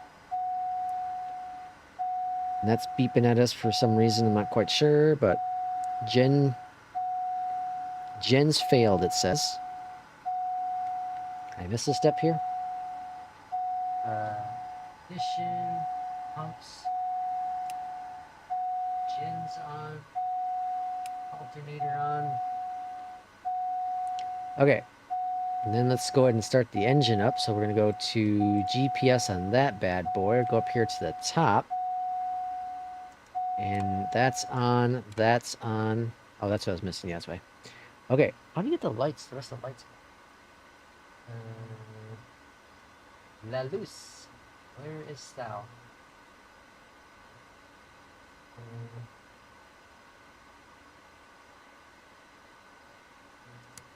We'll just turn that on. Okay, we got that going. Then we're gonna do this, and we're gonna start the engine. I'm gonna put this on high. Ignition. We're gonna wait for rotation. At 20%, we're gonna bring the conditioner, this guy up here, to there. Hold on the brakes here. And at 50%, we're going to bring up this guy to the top. Bring that off, ignition off. We're going to switch this dude to bypass ground. Okay. And then we're going to go taxi lights on. Okie dokie. Hey, there's missed the apex in the SWS as well. Very cool. Thanks for coming on in. That's awesome. Okay, then I'm gonna put 8,000 feet in the altitude here. Okay, and then runway 23 for departure, and that's right ahead of us. Let's zoom on in here. There's runway 23 right there. Cool. Okay, I think we're ready to go, huh? What do we got going on here? Everything else is looking good? That's all good. Lights, taxis on. Got that going. Okie dokie. Now what I don't have is I don't have a button. I don't have a button for that. My trim. Let's see. Let me see if I can set up a button here. Let's go trim. Oops, that's not how you spell trim. Trim. Let's go ailerons, right? Ailerons we want.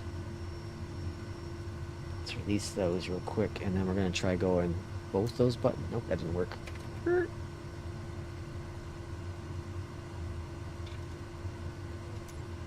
won't let me do two buttons at once. That sucks. Let's see. Okay, that's not gonna work. Delete this guy. What about keyboard and mouse? Search for input left. That's cockpit. How we just do this? We'll just do this. Okay. So let's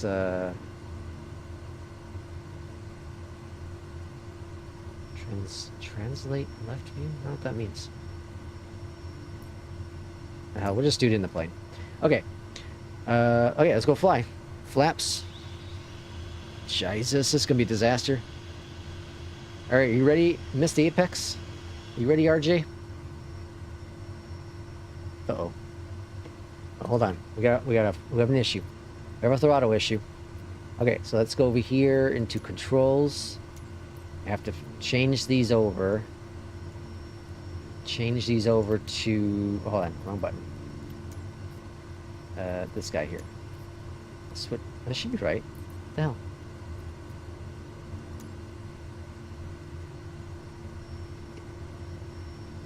Okay, hold on. Assigned.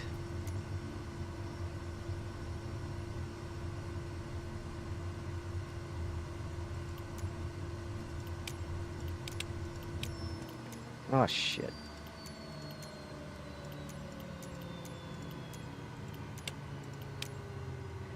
Alright.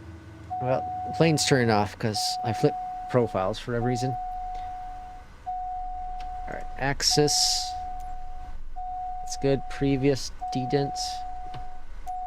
Okay. Oh, hold on. Wrong button. Shut up.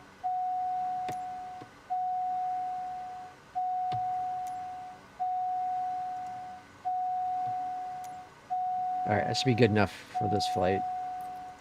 Now I gotta wait for this to cool down. Right? Alright, so let's go on down here. Let's bring this guy... Oh, it's already back. Let's bring this guy back here. That's all good. Okay, let's go on. I get nervous now because it's plane really easily... You can easily blow an engine. See, the oil pressure is really high. Why am I not getting rotation?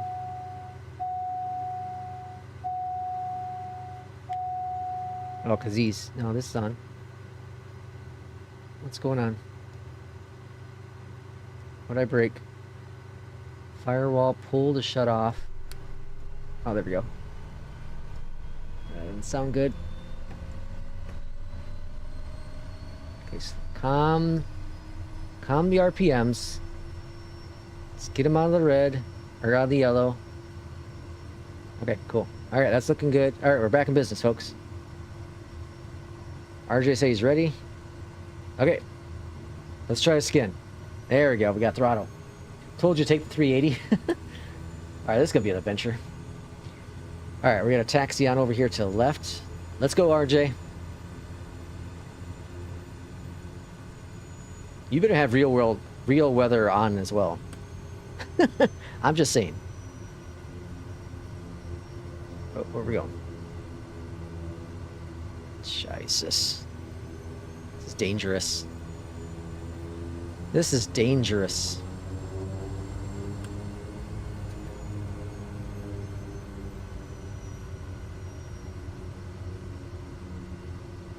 All right, here's runway 23. Or sorry, what are we? 23, right? Where's the runway at? Not here. Yeah, 23. All right, landing lights are coming on. The hell's landing lights on? Landing lights on. Whoa.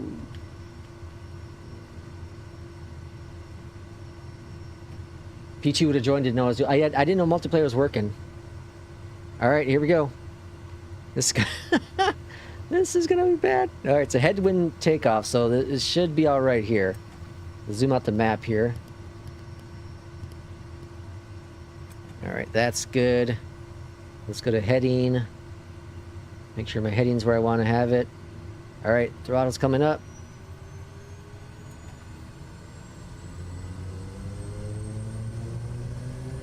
All right, I think we're stabilized. Look at those windsocks. Oh, Jesus. God, terrified. Let's rotate it. Bring it up. Whoa, okay. Hold it down, hold it down. We got it. We got rotation. Alright. Flaps coming up.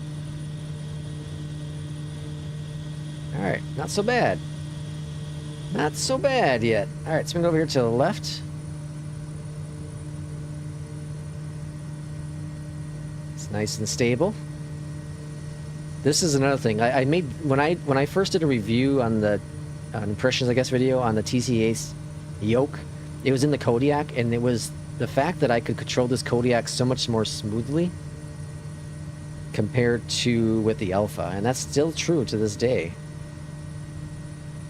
I can just do super fine little tweaks to it. It's fantastic. All right, all's looking really good here. All right, we're gonna go down to the autopilot panel here because it's time to get chicken, or time to be, yeah, scaredy cat. We're gonna go flight directors on. Yaw damper is, where the hell's yaw damper at? Yaw damper is dampening. And let's go to nav. That button there. Okay, VS and AP's on. All right, AP's doing his thing. Let's bring up that vertical speed a little bit.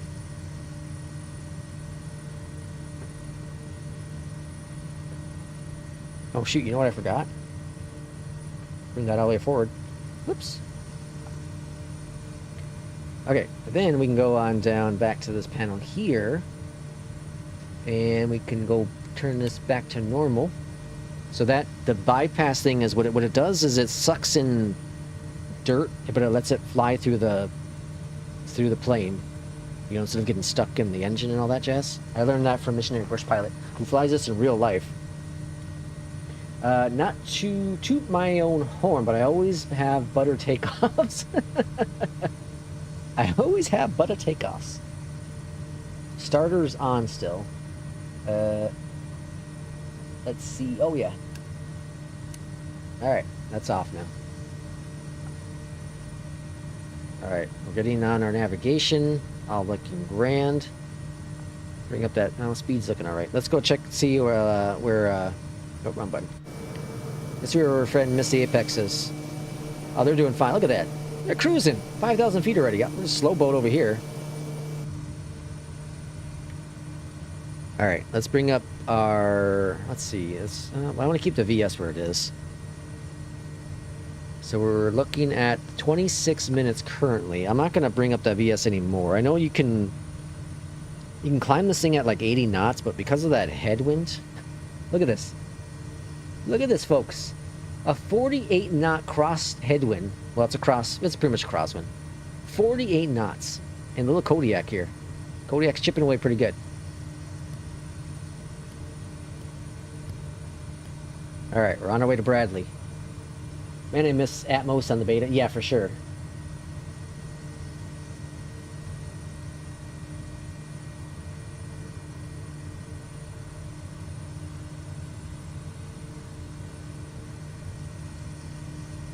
$5,000 feet. We're going to climb up to 8,000 feet. 8,000 for this flight.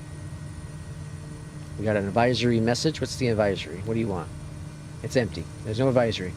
It's all good. It's all grand. Jesus. That's crazy. Look how beautiful that is. It's gorgeous. Misty Apex is already up to 8,000 feet. What are we doing wrong? The hell are we doing wrong here? Okay, let's turn off the cabin lights. Get a little dark mood set. How do you turn on... I can't remember how to turn on... Increase... Oh, it's right here, right? Yeah, there we go. Switch... Ah, yeah, now we're cooking with gas. Yeah, look at that. Look at the visuals. Jesus. I thought... well, yeah. They have a beta... for Atmos to work in the beta, right? There's a beta and a beta. So our winds are even worse on arrival into Bradley. 15 knot winds, 26 gusting winds, 190. 190. So, yeah. We're going to try to find the runway that's perfect for our arrival.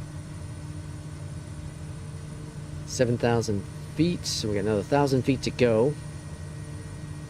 There's Miss Apex. Miss the Apex is cruising on by us, looks like. How are you going so fast? I'm giving it all she got, Captain. I guess I can give it a little more throttle. Okay, then we're also going to go on down here. And you see right here the trim? This is the one I don't have bound. The rudder trim. I'm going to go ahead and adjust it.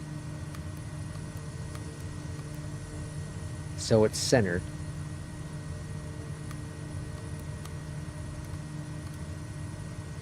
Almost there. One more, I think. That's pretty darn center. Well, maybe one more, maybe. That looks good. All right, nice and center now. I have 64 knot crosswind takeoff. What? Where the hell did you take off from, P2? 64? Jesus. I'm crabbed like 10 degrees cheese. Are you doing GA or are you doing FENIX? All right, we got 20-minute flight. This is almost perfect. It's almost time to... by the time I land, it's going to be time to feed the pets. Oh, lost. Wait, look at this. Hauling ass.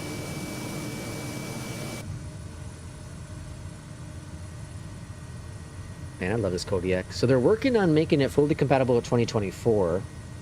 You know, the plane works in 2024. There's some issues, but for the most part, it works in 2024. Sorry, not takeoff. Auto correction. Crosswind just on cruise doing the 320. Ah, okay. 64 knot crosswind during cruise with a 10-degree crab.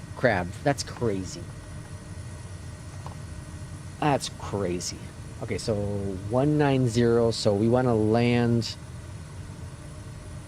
We're going to land to the southwest, but mostly south. So we'll have to see what runways are available there. We got a little bit of time yet. We got 44 nautical miles to go. Jesus.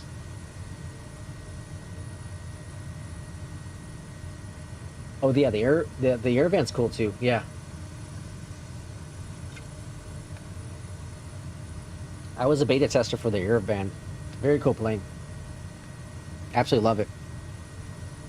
But it's fat, slow, and underpowered. It is very underpowered, very, very slow. But it's a very, very fun plane. It's a very, very fun plane. It's cool. It's tough to master the trim with that plane. It's very tough to master the trim. I can't wait for the SWS PC-12NG. Yeah, P2 is super excited about it. I need to fly the PC-12 more. I need to fly just GA more. I love GA. It's a lost thing for me to do. I love my airliners so much. But you know what I should do is with these short hops like this, I should just not. Some of them I've skipped. But recently, I guess I did a Kodiak flight not too long ago. Off stream, right? I haven't done a Kodiak stream for a little bit. But I need to do the PC-12 as well. It's been a while. I can't get out of the Telluride with the Airvan at Oh, you can't get out. Oh, yeah. It's not very powerful. It's a slow plane. It's a funny looking plane for sure. But they have the new, what's it called? System Pulse on it. It's their failure system. Pretty cool. And it's a system that's going to be in all the planes, all of their SWS planes. They're going to slowly integrate them. I think the Kodiak's next, right? I think in their last update they said they're working on the update for full 2024 compatibility, and then they'll be working on the 900, which I'm super excited about. When that 900 comes out, I'll fly that a bit for sure. I'm really excited about the 900. I don't know why. Okay, drank the beer a bit too fast. This is going to be a fun landing. P2's partying. P2's having a blast. That's good.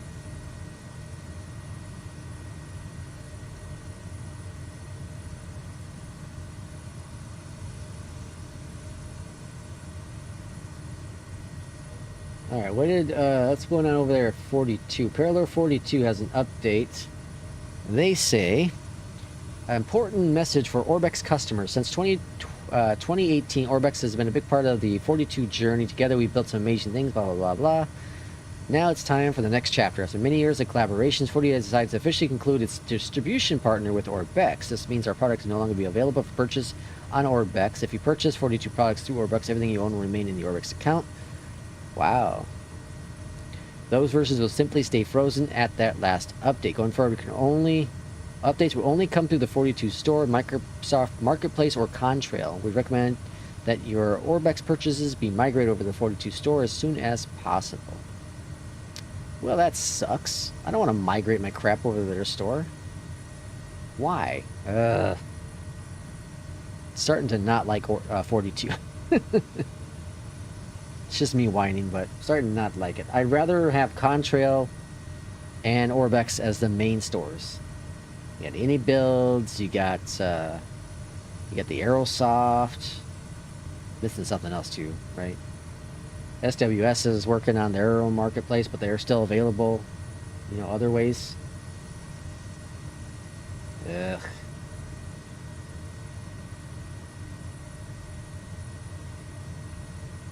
Well, we got a Reddit post about the WinWing customer service. That's not good. Let's see. WinWing customer service is scam, is what this says. What's the picture here? 258. We got. I don't know what the hell all this is. All right, let's go down here. It says, a while ago, my WinWing joystick was determined to be faulty right out of the box. After 2 weeks of conversations with them and countless so-called calibrations, following their video instructions that didn't help. Instead of sending me a new joystick, the company sent me a replacement component and instructions manual for DIY repair. Really? I asked if I accidentally break a cable. Dear customer, you will not break anything if you follow the instructions. As it turns out, one of the rubber pads broke during the repair. I hence took contact with the company. The solution they offered was I had to pay extra money for them to send me new pads. Later on, I received a letter where the Swedish custom demanded I pay custom fee. Wow. According to the toll department, WinWing did not file any forms. Hence, as a consumer, I had to pay for the custom fee. Wow. That's not good. That's not good. Speaking of which, I need to cancel my,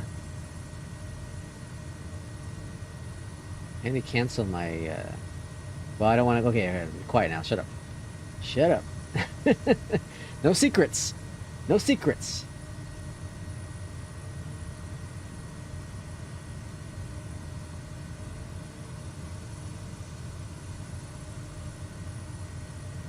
Keep almost giving out my secrets. P2 need to shut up and release chase planes. Oh, P42, sorry. I missed the 2 in there, or the 4 in there.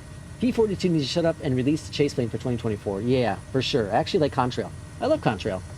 Orbex must have pissed him off. I don't know what's going on. Man, I wish some of you lived near Toronto. I would have loved to have some close by friends.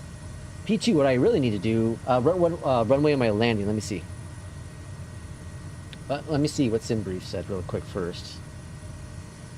Well, at P2, what I need to do is get my damn passport. And then I could, because that's not that far of a road trip, I don't think. I'll have to check the miles. Runway 15 is my expected runway. I'm not saying anything, P2. No secrets, no secrets. Let me check to see. Okay, I know the flights into Toronto from Chicago is a little pricier, but I wanted to visit Toronto at some point. Toronto, Canada. Let's see. All right, from a drive from where I am now, it's about 9 hours. That's crazy. It's less time to visit UP2 than it is to go home and visit my parents. Or my mom, I should say, my mom and sister. It's only a 9-hour drive. 567 nautical miles.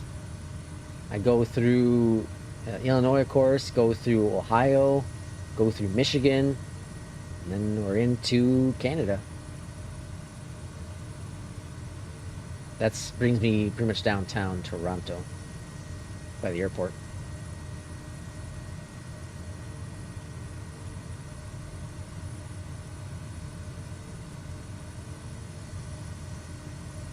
It's crazy. The universe want. Hey, I'm just. Well, yeah. How much is a flight? $226. Oh, not bad. How much would that cost me in fuel? Just out of curiosity now. Now that we're going down this rabbit hole. We live 1 hour northeast of downtown. Northeast. Okay, so that'd be a little bit farther. So it's going to be about, I'd say, about an hour, or about 10 hours or so. Total drive.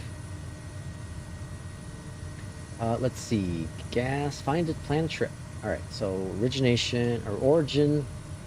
We'll put here. Destination is Toronto. Whoops. Toronto, Ontario.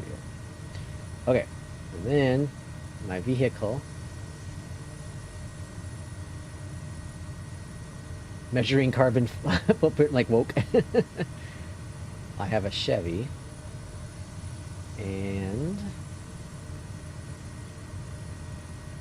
a trim. Okay. Let's see how much gas would cost me. $86 round trip for gas right now. That's not bad. Under $100 for gas. Not a bad deal. Not a bad deal at all. Let's see. The universe wants you to come to Toronto. Yeah, you will cross over at Windsor. Yep. I live 1 hour northeast of downtown. Lex is measuring his carbon. Yeah. That'd be fun.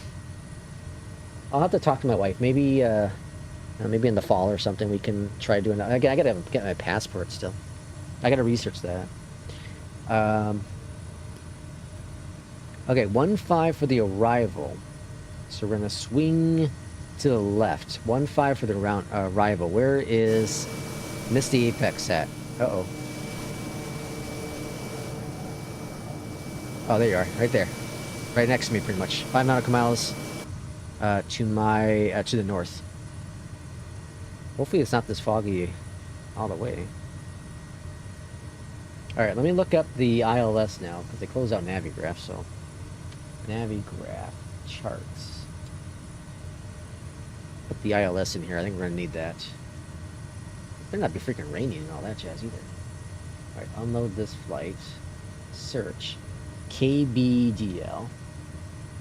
Bradley. I should just do it in the sim. Why don't they just do it in the sim, you idiot? We can go over here and go to flight plan, and then KBDL. I keep forgetting about the in-sim in-sim charts. Okay, arrival, approach, ILS 1. Oh, it's an RNAV. Son of a biscuit. That's not good. Alright, well, there's that. We got that. Son of a biscuit. Okay, let's see. Fall is gone here. We have... Do you have snow? Oh, coming Sunday, and forget to change the... Oh, we forgot to change the snow tires? What's our weather like? I thought there was, like, chance of drops of snow on Sunday here, too, but nothing that's gonna stick. We've been in the 50s. Wintercast is showing something. Wintercast, little to no snow. Okay, yeah, little to no snow, 80% chance. Yeah, we're not getting anything. Daily.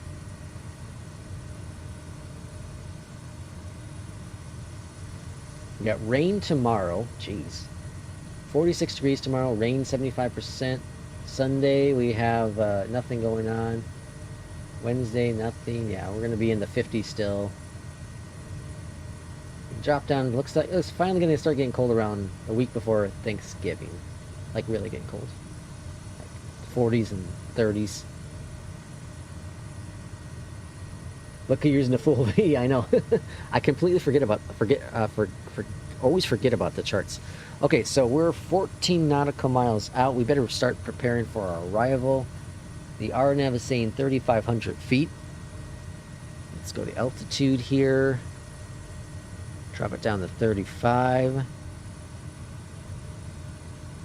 Too far. Alright, let's go V, vertical speed, and where's the button at? There's the vertical speed.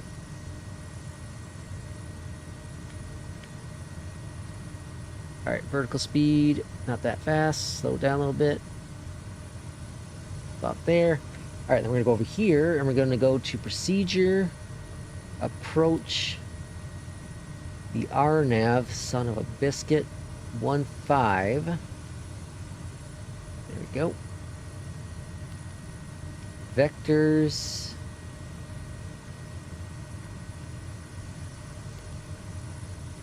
Uh-oh. 1.5. That doesn't make any sense. I'm gonna go to heading mode. Alright, heading mode.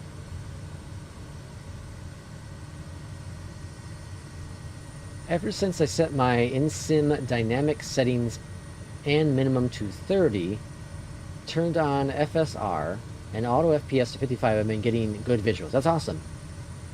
We have a man down. Oh no, did you go down? Oh, he's back. What happened? What happened? Who went down?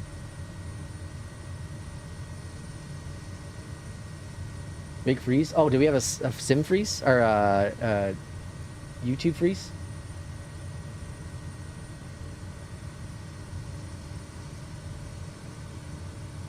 Okay, looking all right here. So Breen is right here. Yeah, so that, I don't know what the hell. It was bringing us in a weird way, but that's fine. We got to figure it out. Okay, I'm going to adjust the vertical speed a little bit. Oh, that's not what I want to do. Let's go heading mode right there. Vertical speed, let's adjust that a little bit more. We don't need to drop as fast. Bring up that throttle a little bit. Oh yeah, froze really bad? Okay. Interesting. Excellent. Yeah, I don't know. It looks good on my end, so it must be a YouTube issue. Alright, at least it didn't freeze on landing. I'm probably going to get dinged on this flight because if you're cruising, even if you're under 10,000, if you're cruising with APL, it expects you to turn the landing lights off. Alright, we got that crosswind, so I'm going to adjust right there. And I'm going to go ahead and target, what is this? Yulin? No, that's really tight. Now we're gonna target Breen here. Breen, we want to be 2,000 feet, it looks like. All right, so let's go and adjust that 2,000 feet, which means we do need to adjust our vertical speed now to descend a little bit more. Okay, that should work. All right, where's Misty Apex at? There's Misty Apex. They're coming in for the arrival as well. Wish us both luck. This is going to be a spicy arrival, no doubt.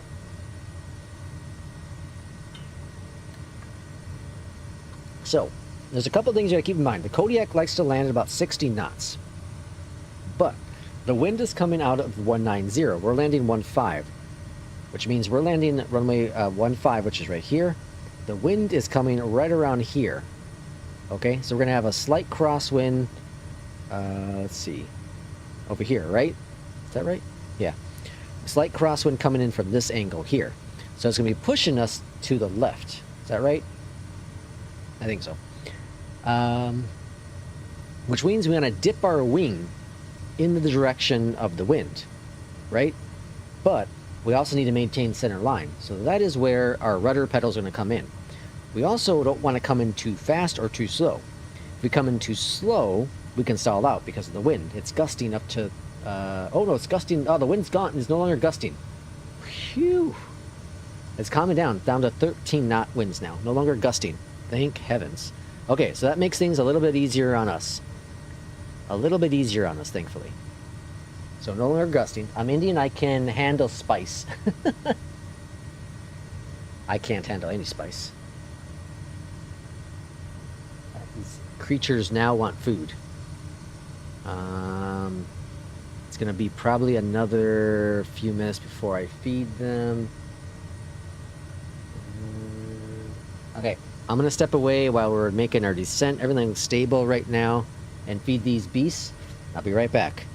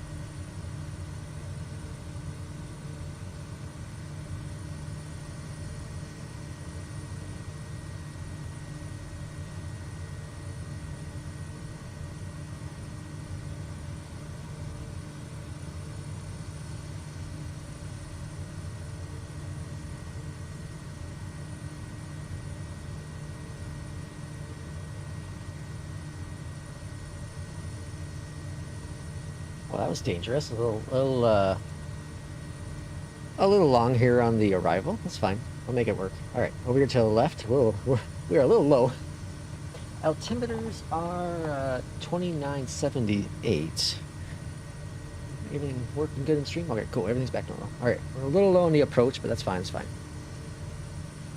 Took a little longer than I expected for that pet feeding. All right, swinging over to the left here. Where's our friend Misty Apex at? They're coming in. It looks like they're coming in for the arrival, huh? Cool. This is beautiful. Look at that. Gorgeous. All right, minimums are what here? 480, 1040.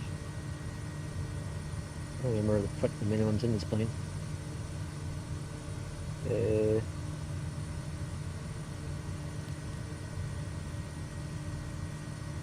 can't remember. Yeah, well, we don't need them. Okay.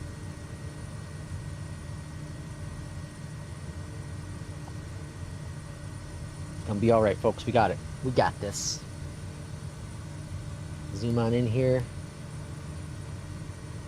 And the airport's gonna be up here on the left. Once we're not gonna intercept or anything. We're gonna come on in. But at Breen, we want to be at about 2,000 feet. At ULand, going to be at 1,000, wasn't it? Yeah, 12. Okay. So I'm going to put in 12 in the box, so I know... I'm going to put 13 because it's 1280.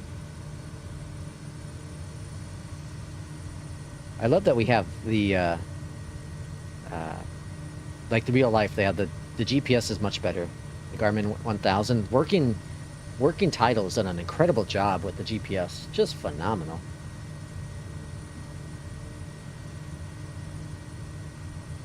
Okay, all's looking good here. Let's bring back that speed a little bit. Kodiak will slow down pretty easily, so I'm not too overly concerned about the speed, in all honesty. There is Miss the Apex. They are coming in for landing. Look at that, looking good.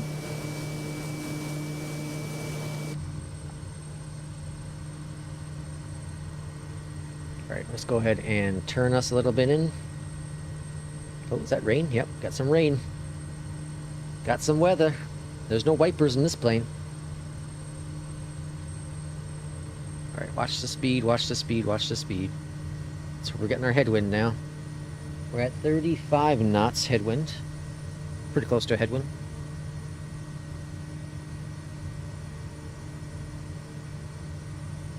I don't know what I should land with flaps. I really don't know.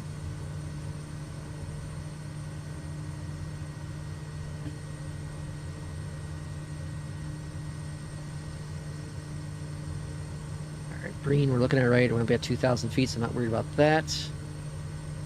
Plane is slowly kind of pushing us with the wind.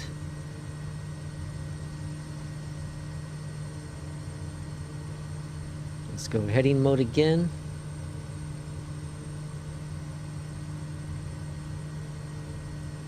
ChatGPT it is. Oh, ChatGPT it. Alright, there is our runway right there. How'd you do, Miss the Apex? How'd your landing go? Alright, it's time to go AP off. I think it's time to get this going. We're a little low on the approach. Let's bring out the first notch of flaps. And let the plane stabilize. Alright, AP's off. Oh, whoa, whoa, calm down, calm down. Take it easy. Alright, I see the runway.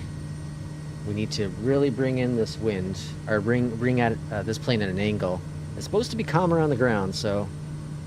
How was your landing in Miss the Apex? How'd you do? We need to know. We must know.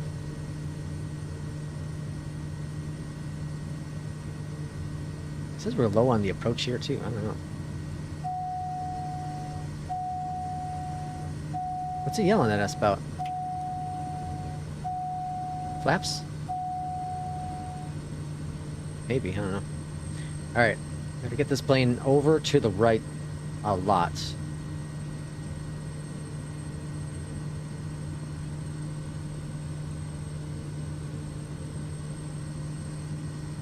Thankfully, like, the visibility doesn't suck. Yes, RJ is Miss the Apex.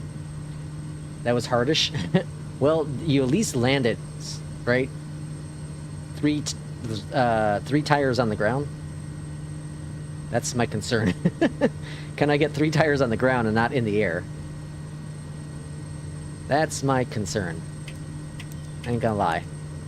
I'm not feeling confident in this. I'm so out of practice with my Kodiak landings. So out of practice. Alright, second notch of flaps coming out. There's a runway. We're right on the glide slope now. Looking good. Now we just gotta get lined up. It's okay. We can buy new planes. Could have been worse. And yes. Okay. Cool. That's good. Alright. 3 tires on the ground. Not in the air. Now let's see if I can do it. How was the wind? The wind's supposed to have died down. It's no longer a crosswind. Or it's no longer a gusting wind. Still crosswind. Alright, you see here... See this green circle? That's where the plane is going towards. So I'm kind of just doing the best I can visually. I'm gonna go flaps... I'm gonna go flaps 20. With this wind, I'm doing 20. I'm gonna also come in a little... Well, shoot. I don't know if I should come in hotter or not. Probably shouldn't. right, let's bring back the throttle a bit here. 500. 500. Okay, looking good. Let's trim on up a little bit. The other thing is, you see up here, this is the AO, what is it, AOA? Angle of attack. We want to have no dots. Want to have it, no dots, no 2 dots up, no 2 dots down. Want to have the circle. So we're not. We're doing bad. It's hard to, like, get consistent. Alright, we're going flaps 20. Here we go, folks. This is it. Oh my god, the crabbing.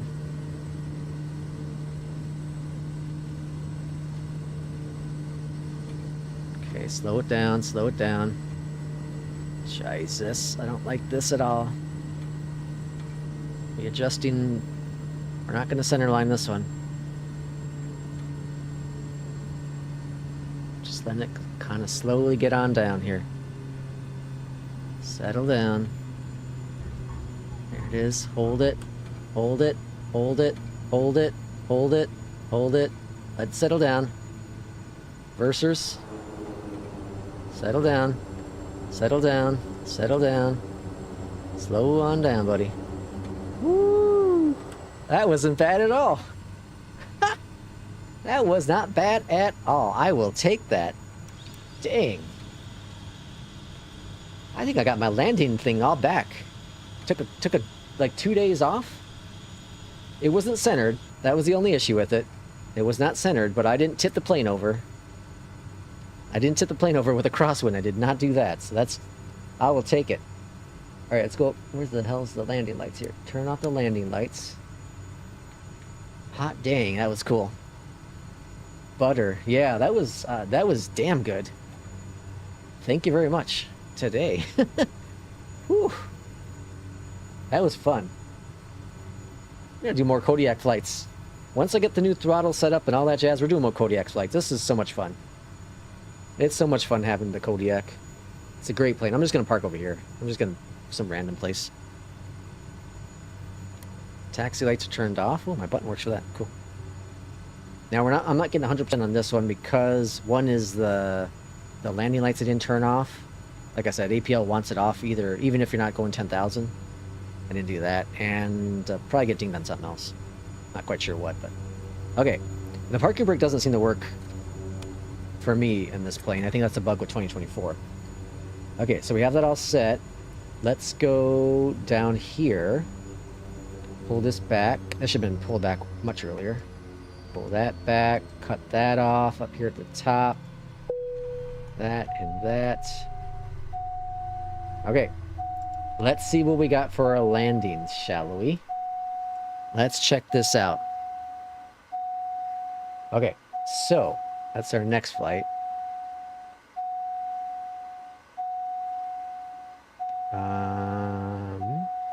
A 99 on the score. Let me get rid of this damn... What the hell's yelling at me? No, shut up. Shut up. Okay. A 17, a minus 17. Hot damn. There's the failure. Yep, the 10,000, the lights. So again, if you're flying in APL, if you don't go up to 10,000 feet, make sure you turn it off once you get up to cruise, so you don't get that failure. But other than that, that was a damn good landing. Minus 17. And I don't feel like I floated that either. You know, I don't think I floated it. Considering the situation, I don't feel like I floated that one at all. So that's 8 flights, I think, with FedEx this week. I got to get 10 to get my bonus. That's 9 flights. Sorry, I need 1 more. What's this? That's a long haul, right? 11th, yeah. Okay, so kill out that, and then we'll look at Volanta real quick and see what we got there, just to compare scores, since it was so off on the last one. Okay, so... did not count it? Oh, here we go, cool. 128. So Volanta said a 120, 126, sorry. I will take that. Look at the storm we landed into, too. That was damn cool. That was a cool flight.